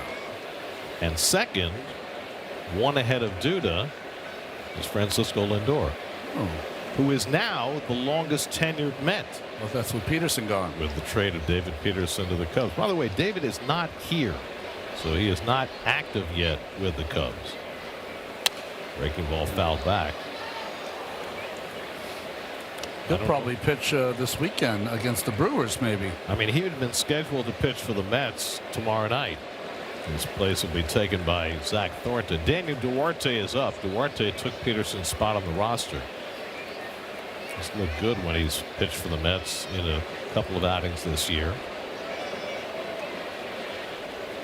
Crow Armstrong took a big lead and then shortened it. That was interesting. You don't see that very often. He had been aggressively taking his lead, and then he stepped about a step and a half back toward first base. Yeah, he plays a lot of games over there for a base stealer. Usually they just get their lead and try to time it, but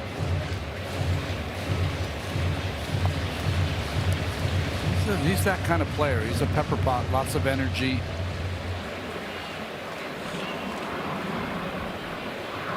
Oh, 2 to Conforto. Came inside with the fastball. Warren thought he had it. He was walking off toward the dugout, but did not get the call from Jordan Baker, and it's 1-2. Each team has 1 ABS challenge left.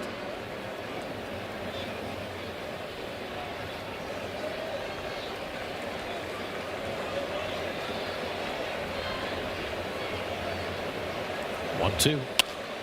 In the air, shallow left. Coming on is Jared Young. And he gets there to make the catch. That retires the side. Warren gets around the leadoff walk, keeps it a 1-run game at the 7th inning stretch. Mets down to run as they come to bat in the bottom of the 7th. Jared Young up for the first time, facing Phil Maton. And he tried to bunt and fouled it off. Bregman playing backing off the line, and Young leading off the inning. Figured that was a way to get a board. That's good talk. Good thought by Young there.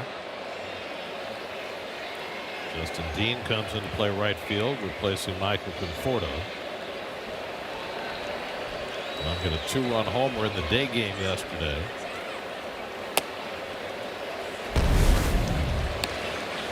He's got tremendous power all over the ballpark, and this one over the left fielder's head and deep.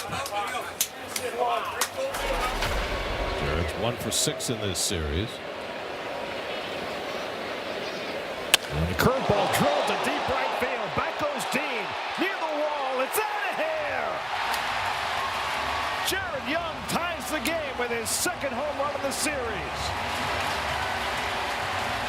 Number 6 for Young, and it's 3-3 in the 7th.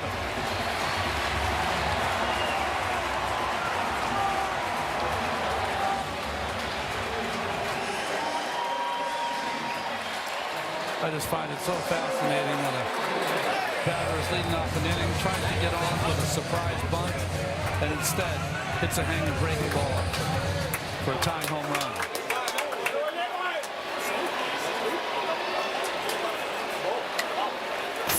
Well, the Mets have been scoring runs via the home run.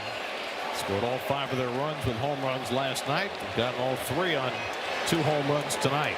Now Alvarez, who already has a home run in this series against Maton. Yeah, just a hanging breaking ball right in the middle of the plate. Young didn't miss it. It's a line shot out of here. Alvarez takes his home run cut and comes up empty. Ball and a strike. Eric Wagaman, a 2-run pinch hit home run in the 6th. And Young off the bench, first at bat. It's a home run to tie the game in the 7th. The extra guys. Alvarez is taking some hellacious cuts. Balanced cut here by Young. Waited just long enough on that curveball as it flutters and spins out of here. Back spinning the ball. Curveball misses to Alvarez, 2-2.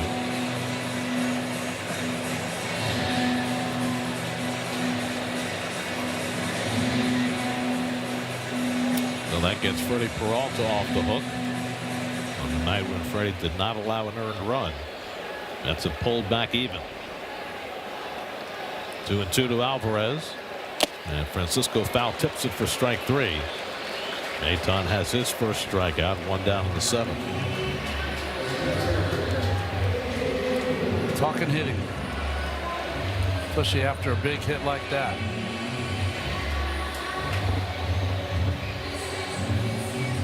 Now A.J. Ewing, who's 0 for 2 in a walk tonight. He walked in front of Wagaman's home run in the 6th.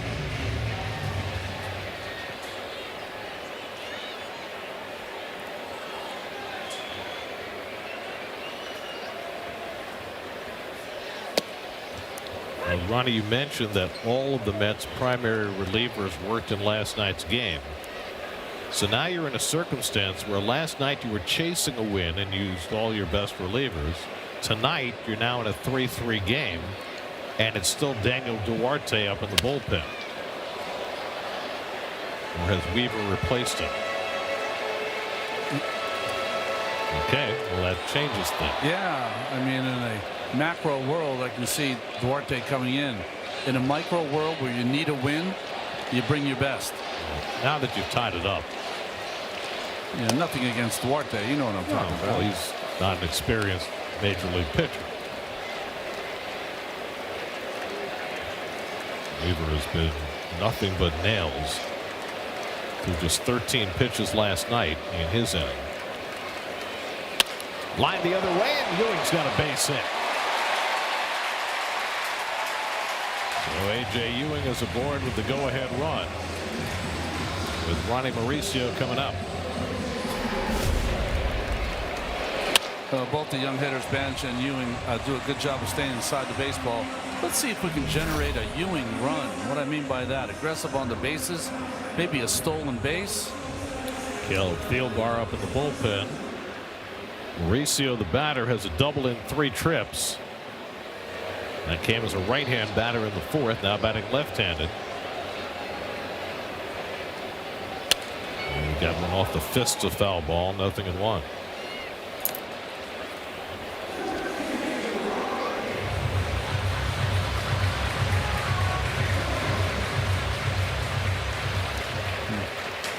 Maton, a tough guy to run on. He's pretty quick to the plate.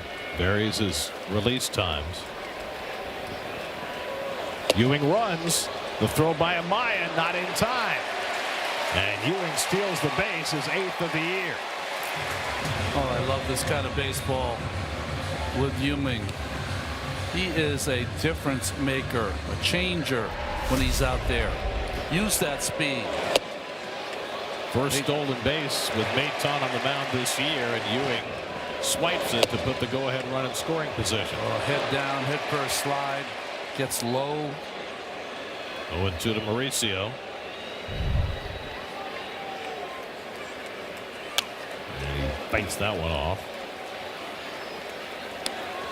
Coming into tonight, the Mets had attempted 1 stolen base in their last 9 games. It hasn't helped that they've been behind early in most games over that span. But there have been some games that it seems like they had stopped running, or at least put a stop to it.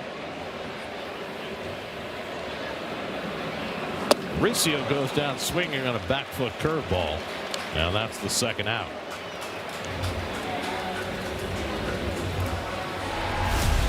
Well, this will be the pitch that he's going to have to figure out how to foul off or take. So we'll see if Eric Wagman has some more magic.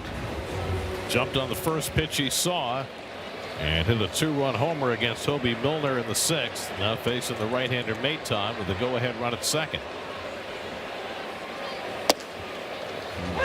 Takes a sinker for a strike.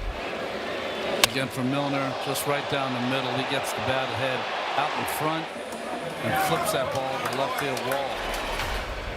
Almost too big for the mask.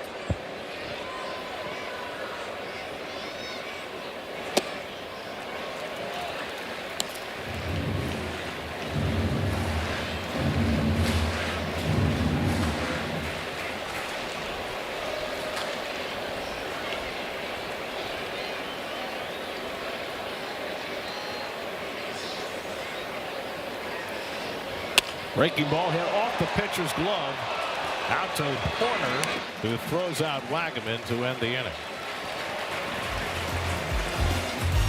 Jaron Young's home run gets the Mets even, 3-3 after 7. And welcome to City Field. Hey, it's Gary and Todd. We've got Mercedes-Benz post-game live on the way. I thought Freddie Peralta deserved a better fate tonight. Yeah, we're going to look a little beyond the box at his outing and some big hits from some other guys there. All right, we'll see if they can finish off this comeback, Gary. We're going to the 8th inning at Citi Field. And Luke Weaver will come out of the Mets bullpen to try and keep this game tied. Yeah, the Cubs bullpen has been leaking a little oil here late in the game, and Weaver hasn't leaked at all in the last 21 innings. So we've been following that Phillies Nationals game tonight. Nats jumped out to a 5-0 lead. Phillies have just scored 5 in the 9th. Bryce Harper hit a 2-run homer to put them in front, and they've tacked on from there. Michael Busch leads off in the 8th inning against Weaver. He pitched a scoreless inning last night, working around an error in the 7th inning by getting a double play ball to keep his scoreless string intact. 19 straight appearances, 21 straight innings without allowing a run. Busch fouls back a fastball, and it's 0-2. So Dave Freed, how many runs have the Phillies scored in the 9th inning in that series? Well, they got 8 in the first game in the 9th. And then they got 2 in the 9th last night, and now 5 tonight. So 15. I told you, it'd be very entertaining doing the Nats games this year, because they all seem to go about that way. Although they're still, you know, game over 500 coming into the night. 1-2 to Busch with Bregman and Happ to follow. And Busch goes down on the changeup. And Weaver's got a strikeout to start his outing. That's 8 tonight for Met pitchers, 1 away. Just great judicious use of his fastball. He's been very aggressive with the fastball, which has set up that kick change. I think early in the season, he was throwing a lot of change-ups, and now he just saves it to put you away. So 1 out now. Bregman, who doubled in a run in the 6th inning when the Cubs got all 3 of their runs.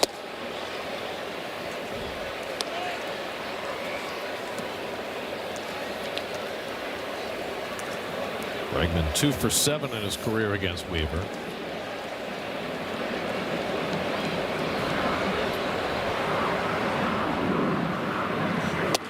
These two battled in the Yankee-Red Sox rivalry last year.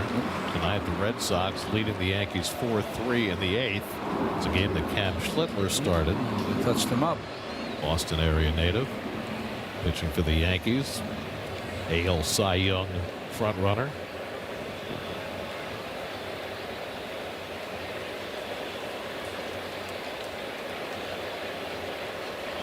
One coming. Good change up there, and it's 1-2 to Bregman. By the way, speaking of the Yankees, see what Paul Goldschmidt has done against Tarek Skubal. I know. 2 home runs yesterday, 4 in 13 career at bats against Skubal. Nobody does that. The man's 38. Grounded foul outside third. He just is rejuvenated. You know, he's not playing all the time, and when he gets his chance, he's playing like the MVP he is. And they've needed him with Judge out of the lineup. Stanton still out. Got enough pieces to keep first place in that division. Started the day 3 games ahead of the Rays, who won this afternoon. 1-2 to Bregman with Happ on deck.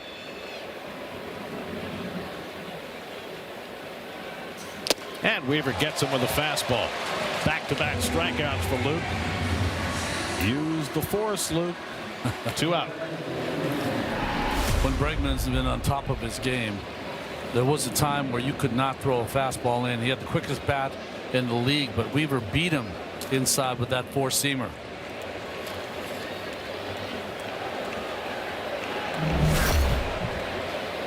Now Ian Happ, 1 for 3, an RBI single in the 6th, and he swings and misses at a changeup, 0-1. You know, it's a 50-50 guess with Weaver, and they're just guessing wrong right now. He really is checkmating them with his pitch selection. Fastball right there for a strike, and it's 0-2.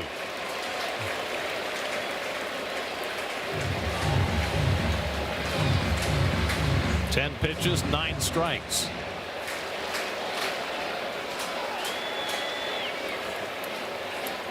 Oh, 2 coming to Happ. Struck him out. Got him with the changeup. Luke Weaver continues to dominate. He strikes out the side on the top of the 8th. 22 straight scoreless innings. This July, be at Citi Field as the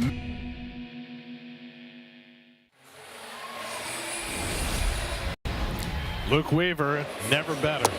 I mean, right now, it's like taking a true or false test and never getting any answer right. I mean, that's what it is for these hitters. Pitching decisions presented by Sage, the official finance software partner of Major League Baseball.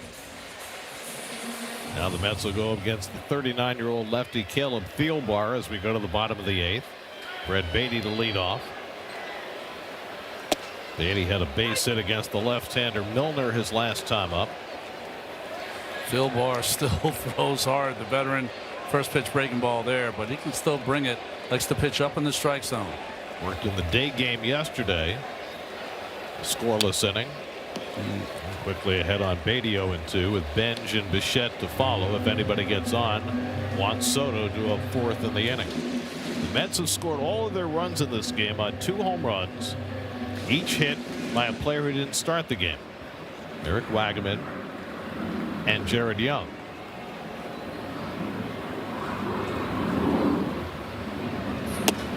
The last time the Mets had 2 home runs in a game by players who didn't start the game, you got to go back 5 years.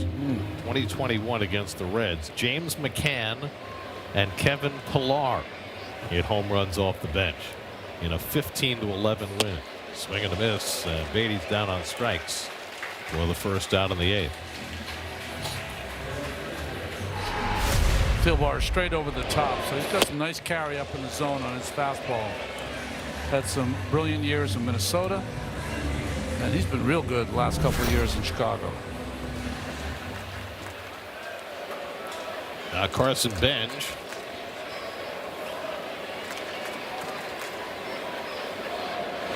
Bench had a base hit against Thielbar yesterday. He's 1 for 3 with a walk tonight. 3 prior Cubs relievers, each giving up a run. And now Thielbar in the 8th. And that slider in for a strike, and it's 1-1.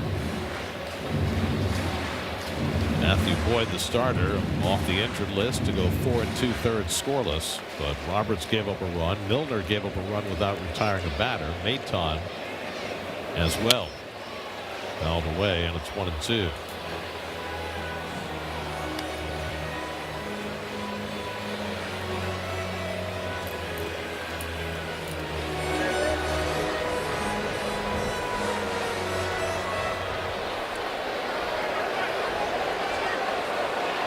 To the bench. Fly ball, shallow center field. For Armstrong, waving everybody else away. 2 out. Bench reaction. You know, we've seen a lot of it. This is what happens when you're going through a tough stretch. A lot of frustration from the players.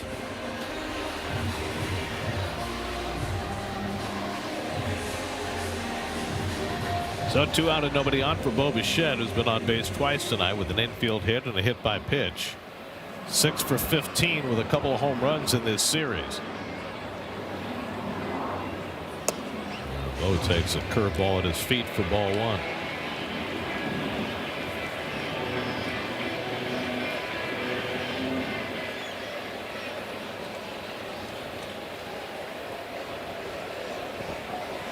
Bichette rips one foul, low bridging Tim Leeper in the third base coaching box.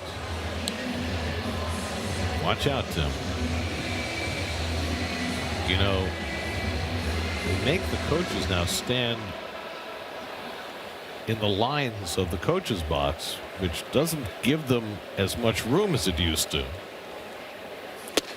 back away from guys who take hellacious cuts. I think they should draw the coach's box deeper, to tell you the truth, like where third baseman Bregman's playing now. And then once the play starts, they can get out of there. 1-2 coming, and he struck him out. Went upstairs with a fastball. So Thielbar works a 1-2-3/8 with a couple of strikeouts. That sends us off to the 9th in a 3-3 game. We're on holiday with MS. And Devin Williams, who gave up 3 unearned runs last night, is back to try and keep this game tied. Yeah, back in a tie game. Mets pitchers have only allowed 5 Cubs hits today.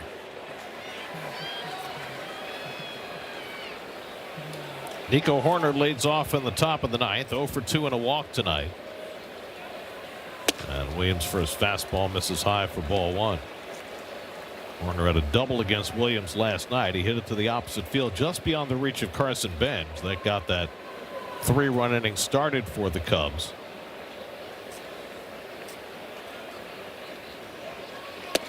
Five doubles that Horner has hit in this series. Williams falls behind him 2-0. That's bullpen has been airtight so far. Austin Warren an inning of the 3rd hitless. Luke Weaver struck out the side in the 8th.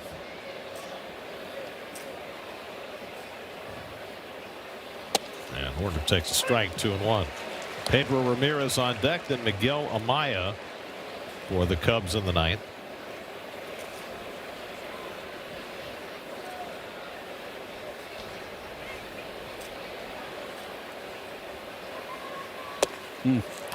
That fastball outside, 3-1. Horner came into this at bat going to take a strike. Put 2 balls and then a 2-0 pitch he was taking all the way, trying to get on base anyway. Williams threw 22 pitches last night. And he gets that changeup in for a strike to Horner, 3-2.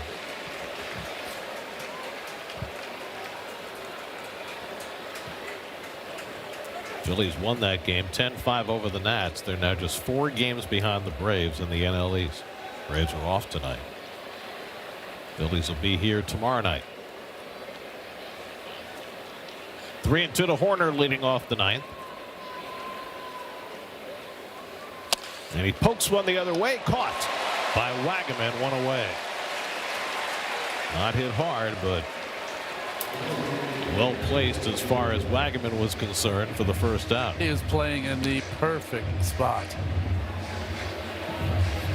So 1 out and nobody on. Now Pedro Ramirez, who had a bloop single against Williams last night.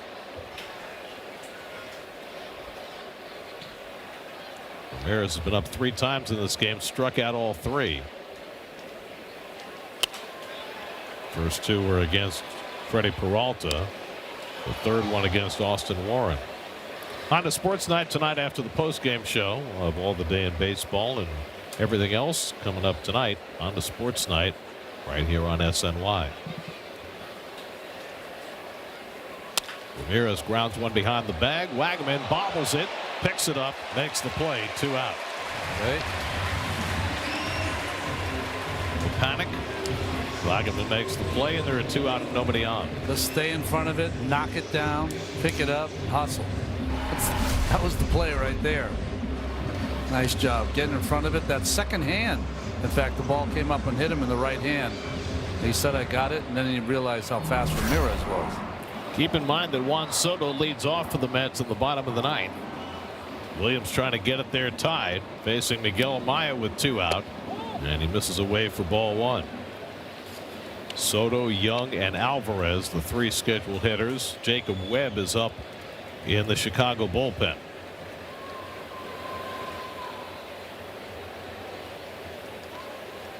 And Amaya swings over the changeup, and it's 1-1. Amaya's 0 for 2 and a walk tonight, 1 for 5 in this series. Facing Devin Williams for the first time, and it looked like it on that last swing because the airbender is a little different than every other changeup you see.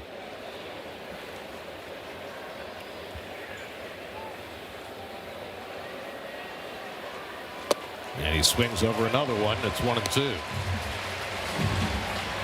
Now, when you get 2 swings like that, do you have to throw the same pitch again? You do, but you have to make sure it's in the dirt. You know, you don't want to take any chance with any contact right now. 1-2 coming.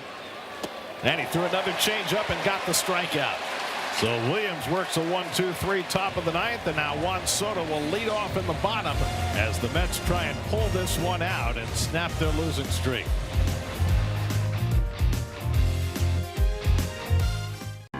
People do anything. Last of the ninth at Citi Field. Mets are trying to snap a 5-game losing streak.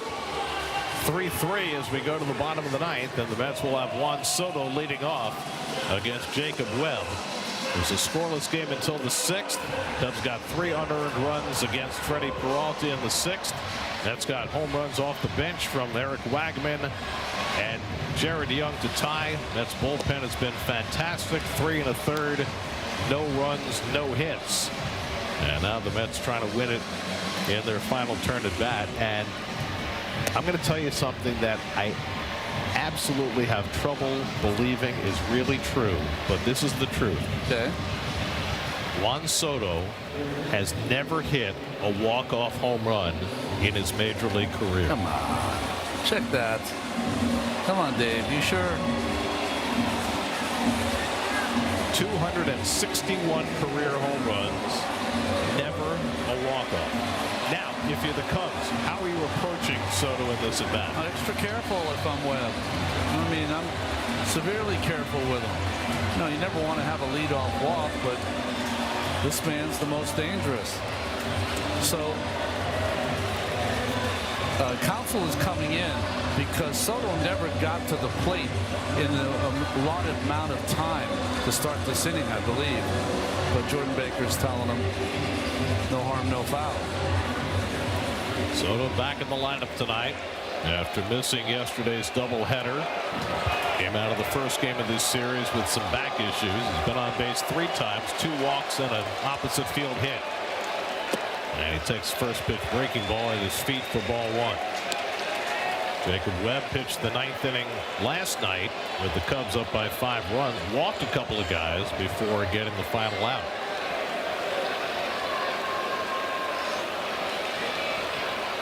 Soto takes another curveball inside. It's 2-0. Careful indeed. Well, if he hasn't hit one, he's due. That's what you're saying, right? 2-0 breaking ball here from Webb. Big cut on a high fastball, and it's 2-1. I'm sure Juan knows that he's never hit a walk-off home run.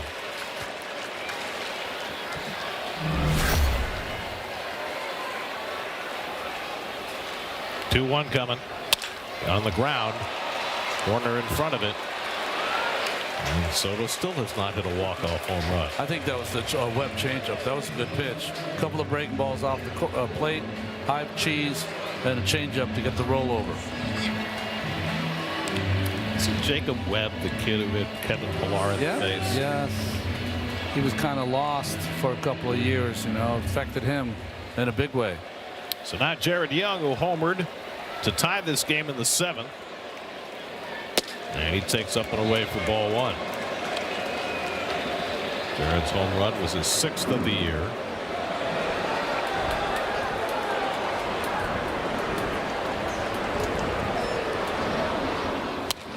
Pops this one foul backing out of play. That was a good changeup by Webb. 1 ball, 1 strike. Yeah, that's his best pitch, but his fastballs got a little on it.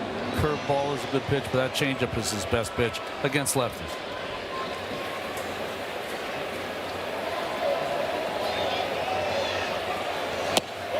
Dansby Swanson has hit 3 home runs in this series. Francisco Alvarez has hit 3 home runs in this series. Jared Young trying to join them.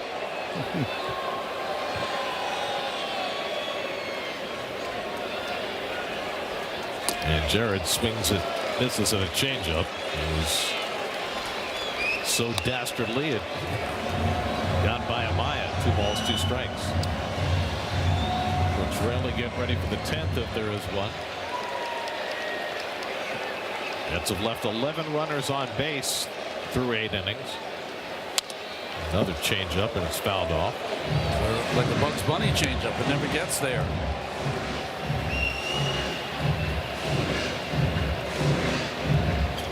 Francisco Alvarez waiting on deck.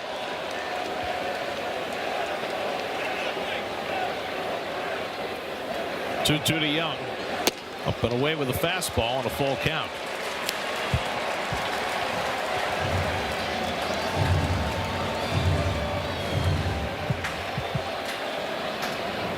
One out and nobody on. 3-2 to Young. And Jared takes down ball 4, and the Mets have the winning run aboard. Threw him one too many changeups, did Webb. Finally, Young saw it well enough to take it for the walk. So now Francisco Alvarez is 0 for 3 in a walk tonight after homering in each of the first 3 games of this series. 2 hits and 2 at-bats in his career against Jacob Webb. But Alvi has not had the ball out of the infield tonight. On a night when everybody from Venezuela is thinking about their homeland. Alvarez takes a big cut and misses nothing in 1.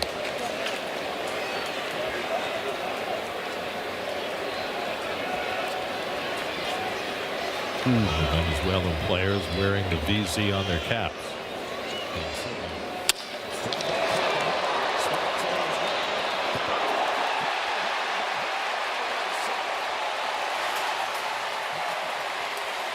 Boy, that's the first time that I've seen this Chicago Cub defense make a mistake. One, Swanson couldn't get the handle on it.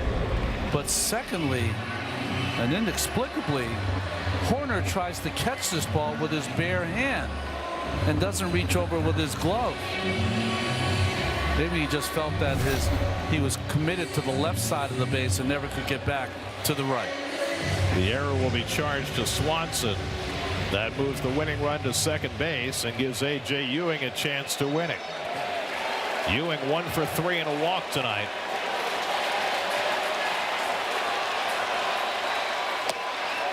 He takes the changeup outside for ball one. The thing about AJ, he is so disciplined in these situations. You're going to have to throw him a strike. And Young has average speed at best at second base. Happ's got a great arm. So does Crow Armstrong. 1-0 to Ewing. And AJ takes on the inside corner, and he's going to challenge the call. Batter challenging the pitch. It's a good challenge, whether he gets it right or not. High leverage situation, but it is a strike. New York got a challenge. So the Mets are done with challenges for the night, unless we go to extra innings. The funky pitch. It came back a little bit and just caught enough of the plate. 1-1 to Ewing. And AJ takes the changeup, and that just missed outside. 2 balls and a strike.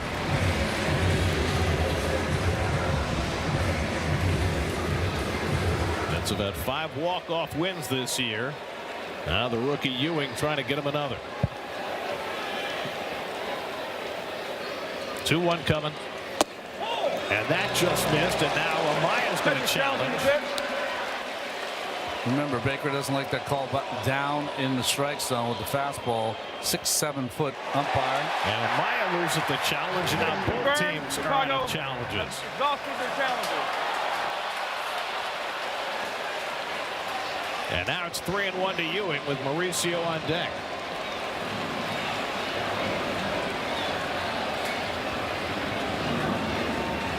And AJ swings over the changeup, and it's 3-2. It would have been the first time since he's been up on a 3-1 pitch that he's committed too early. He's taken so many 3-1 fastballs for strikes. He wasn't going to do it that time, but he got the local rather than the express. Now it's 3-2. And Ewing flies one out to center field. Crow Armstrong steadies. Young tagging. Crow Armstrong makes the catch, and Young will stay put. Ball flying throw by Crow Armstrong, but Young had already committed to staying, and now they're at 2 out. And now it's left to Ronnie Mauricio in his first game since May the 2nd, coming back for a fractured thumb. Mauricio's gone 1 for 4. He had a double that he pulled as a right-hand batter in the 4th. Now batting from his left side, his better side, with 2 out and 2 on in the 9th. The secondary pitches do give Mauricio trouble from the left side, but he swings better at the changeup than he does the breaking ball.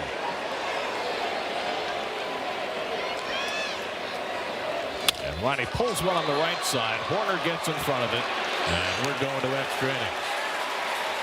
Webb works around a walk and an error in the 9th. On to the 10th, tied at 3.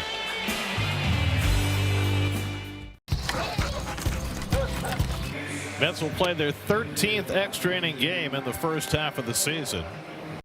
Mets have done well in extra innings, going 7-5. Cubs are 5-4. Brooks Raley, who had a rough night last night, comes back to pitch the 10th inning today. Yeah, he took the loss, giving up a couple of runs in an inning of work for Brooks. Matt Shaw will run for Miguel Amaya as the free runner at second base. Shaw, one of the fastest players on the Cubs. Dansby Swanson will be the first man up in the top of the 10th with Crow Armstrong, and then Justin Dean. Remember, he came in for defense in the 7th. He's in Conforto's spot and due up 3rd in the inning. Swanson up with a runner in scoring position. Keep in mind they still have Seiya Suzuki sitting on the bench, so they could bat him if need be. So here's Swanson, who's 0 for 3 tonight after driving in 15 runs in the first 3 games of the series.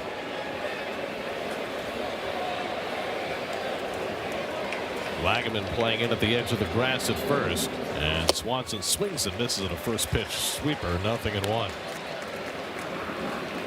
Raley last night gave up a double to Pedro Ramirez and then a triple to Swanson that eluded Brett Beatty up against the right field fence. Raley gave up 2 runs in that inning, and he throws a fastball past Swanson, and it's 0-2. Mets bullpen has been impeccable tonight. Austin Warren in inning and a 3rd gave up just a walk. Luke Weaver and Devin Williams each with 1, 2, 3 innings. So 3 1/3 no-hit innings. Swing and a miss. He struck him out with a high cutter. Really, on 3 pitches, takes care of Swanson for the first out. Yeah, that was easy work. About red-hot Swanson by Raley. This cutter kind of stayed on the outside part. Kind of a backdoor cutter. Very effective. And now Crow Armstrong, who walked against Raley last night, he's 1 for 4 in this game. And he takes fastball inside for ball 1. A lot of challenges. That's a pretty good pitch there from Raley. Oh no, extra innings. Yeah, we got put one on the board. Yeah, each team has 1 challenge. Crow Armstrong rips one down the line. Fair ball going into the corner. That'll bring in Shaw with the go-ahead run. Pete Crow Armstrong with an RBI double, and it's 4-3 Cubs in the 10th.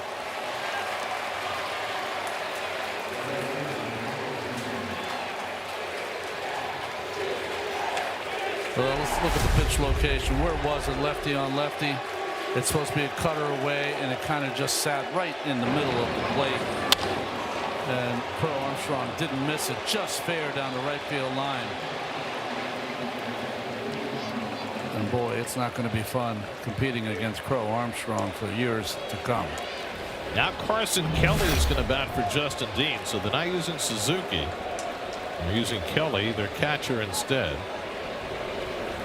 Kelly's 2 for 7 in this series. He's driven in 3 runs. And he flies one foul off the right side, 0-1. Remember that Peralta game you were talking about before, Gary, in Chicago in that first series? It was Raley who came in and gave up the home run to Kelly. Maybe that's why he's getting the shot. Trent Thornton will be on for the save chance in the bottom of the 10th. And Kelly shoots one foul. And it's 0-2. Michael Bush, the on-deck batter, left-hand hitter. Sorry, but also have to use him anyways because he's going to go in the game. He ran for Ramaya. At the bottom of the 10th, Ronnie Mauricio will be the free runner with Wagaman, Beatty, and Benj due up. 0-2 coming. And the changeup misses away. 1 ball, 2 strikes to Kelly. Cubs 4 runs and 6 hits. The Mets 3 runs and 9 hits. We're in the 10th. For Armstrong, great speed at second. Beatty keeping an eye on him. And really misses up and away to Kelly. 2-2. As the home team, you don't want to give up any runs ever, but you can live with only giving up 1 run. Yeah. It's a bizarre way to think about baseball, right? But it is. It's what we live with now. At least you get home early. No more 18-inning games. I love the 18-inning. So did I. In a weird way, a masochistic way. You know that's the way we roll. Yeah. It's like bring it on. Let's make history. 2-2 to Kelly. Smack to center field. Ewing gets over there and makes the catch. Tagging is Crow Armstrong. He'll go to third. So Kelly lines out for the second out. And now Michael Bush will come up trying to get that second run home. By the way, Trent Thornton, who is up in the bullpen, has 1 career save that came 2 years ago with Seattle. The Cubs closer Daniel Palencia is on the injured list right now, so that's to be going up against a guy who is not experienced closing games. So if Raleigh can keep this to 1 run, the Mets might be in decent shape. Michael Bush is 1 for 4, an infield hit in the 4th, and he takes down for ball 1. Kelly goes over to Bregman, tells him what he saw, gives him a little scouting report on facing Raley. Cutter, sweeper, changeup, sinker. For Armstrong at third with 2 out. And Bush takes a cutter on the inside corner for a strike. 1-1. Got to be careful here because Crow Armstrong is a daredevil. So any kind of dirt ball read, if it gets away just a little, he's going to be coming. One thing about Raley, he almost never bounces a You're pitch. right. You're right about that. I can't remember him ever throwing the ball in the dirt. Even his changeup, it has fade, but it doesn't. He's more east-west than north-south.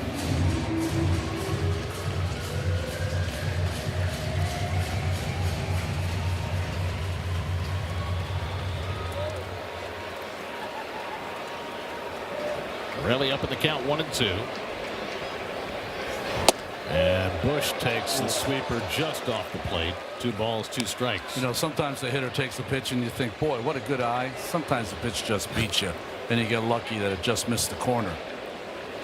Bush is facing Rayleigh for the first time ever.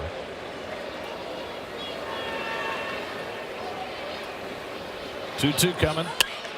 Fly ball foul. That'll go out of play.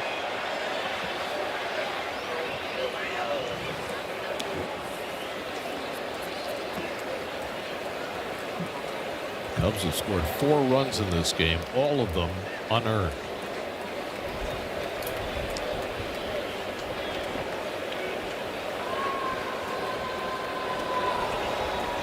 Two. In the air, deep right field. Back goes Bench to the warning track. He gets there and he makes the catch a step from the wall. Bush gave it a ride, but Bench runs it down, and the Cubs get just the 1 run in the 10th. Now the Mets will come up in the bottom of the 10th, trying to get even or win it.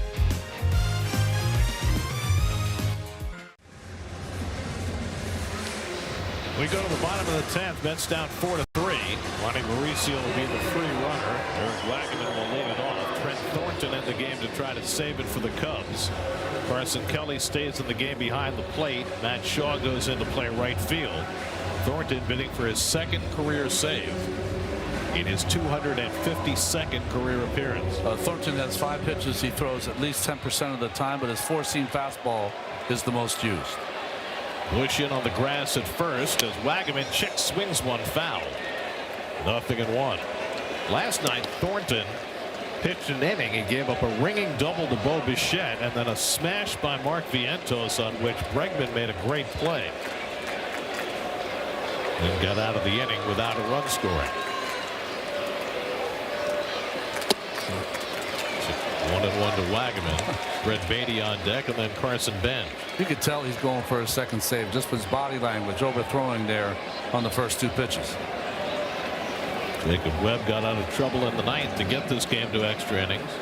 He's now pitcher of record on the long side. And Thornton gets ahead on Wagaman 1-2. Wagaman came into this game as a pinch hitter in the 6th and hit a 2-run homer. His first career pinch hit home run. He's 1 for 2. Mauricio the runner at 2nd, and the breaking ball hit in the air to left field. Happ moves over and makes the grab. Mauricio stays put, 1 out. It's a big out for Thornton.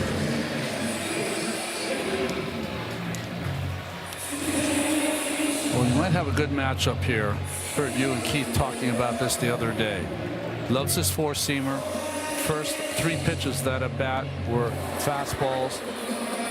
And now Beatty, who hits the first pitch fastball very well. It's over 500 on first pitches of at bats.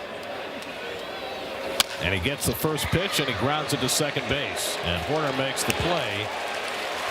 And now the Mets are down to their final out. Mauricio, the tying run, stands at 3rd, and Carson Bench has the game in his hands. Bench was very upset after his last at bat when he flied out to center field in the 8th against Caleb Thielbar. Now facing Trent Thornton. He's 1 for 4 and a walk tonight.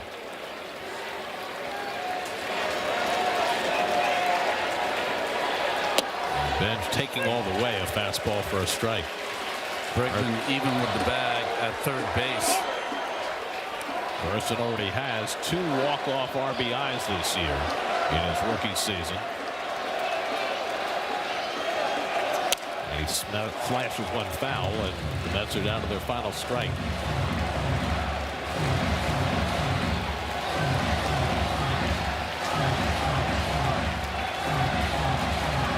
Cub fans on their feet behind the 3rd base dugout. Thornton trying to put this one to bed. 0-2 to Bench. And he slashes one foul again.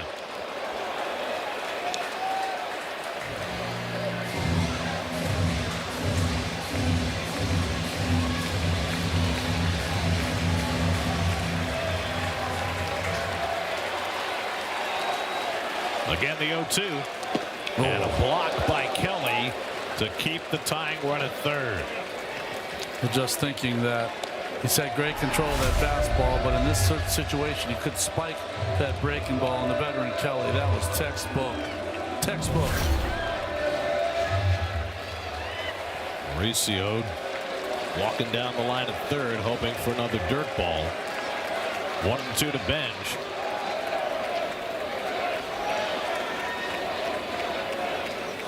And Carson slashes one to third, but Bregman's right there to grab it, throws him out, and the Mets have been swept in the season series by the Cubs. The Cubs win all four at Citi Field after sweeping the Mets at Wrigley in April. And the Mets reach the halfway point of the season, 13 games under 500, their worst halfway mark since 2018.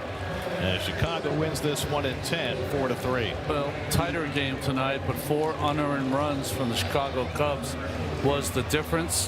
Defense was lacking against Peralta, who gave up 3 of those unearned runs. And Pete Crow Armstrong had a lot to say about this series with the big hit.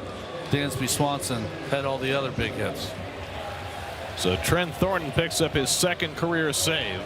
He becomes the 8th different Cub with a save this season.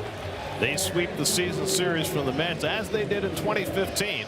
Mets got their revenge in the postseason that year, but it seems like a long way off. This is a bullet to the left of Bregman, but the most sure-handed infield defense in baseball are the Cubbies. Here's your game summary presented by Spectrum. Mets are on a pace for 68 wins and 94 losses halfway through the season. They've lost 6 straight, and they begin the second half of the season tomorrow with the Phillies coming in. New York Mets baseball on SNY is brought to you by your Tri-State Chevy dealers. Visit ChevyOffers.com. By Optimum, don't take slow for an answer. Get Optimum Fiber Internet. Visit Optimum.com for details. By ShopRite, we are here. And by Hyundai. Hyundai gives you America's best warranty on every new vehicle. Visit Hyundai.com for more information. Final score tonight in 10. The Cubs 4, the Mets 3. Tomorrow night, the Mets are on Pix 11. Zach Thornton will come up to start for the Mets against Zach Wheeler as the Phillies come in for the first of 3. Coverage begins tomorrow night at 6:30. Game 2 of the series Saturday on SNY with coverage beginning at 3:30 with Christian Scott returning to pitch for the Mets. Now for Ron Darling, Steve Gelbs, and our entire SNY crew, I'm Gary Cohen at Citi Field. Time for Mercedes-Benz post-game live. Let's join Gary Apple and Todd Zeal in the studio. Gentlemen.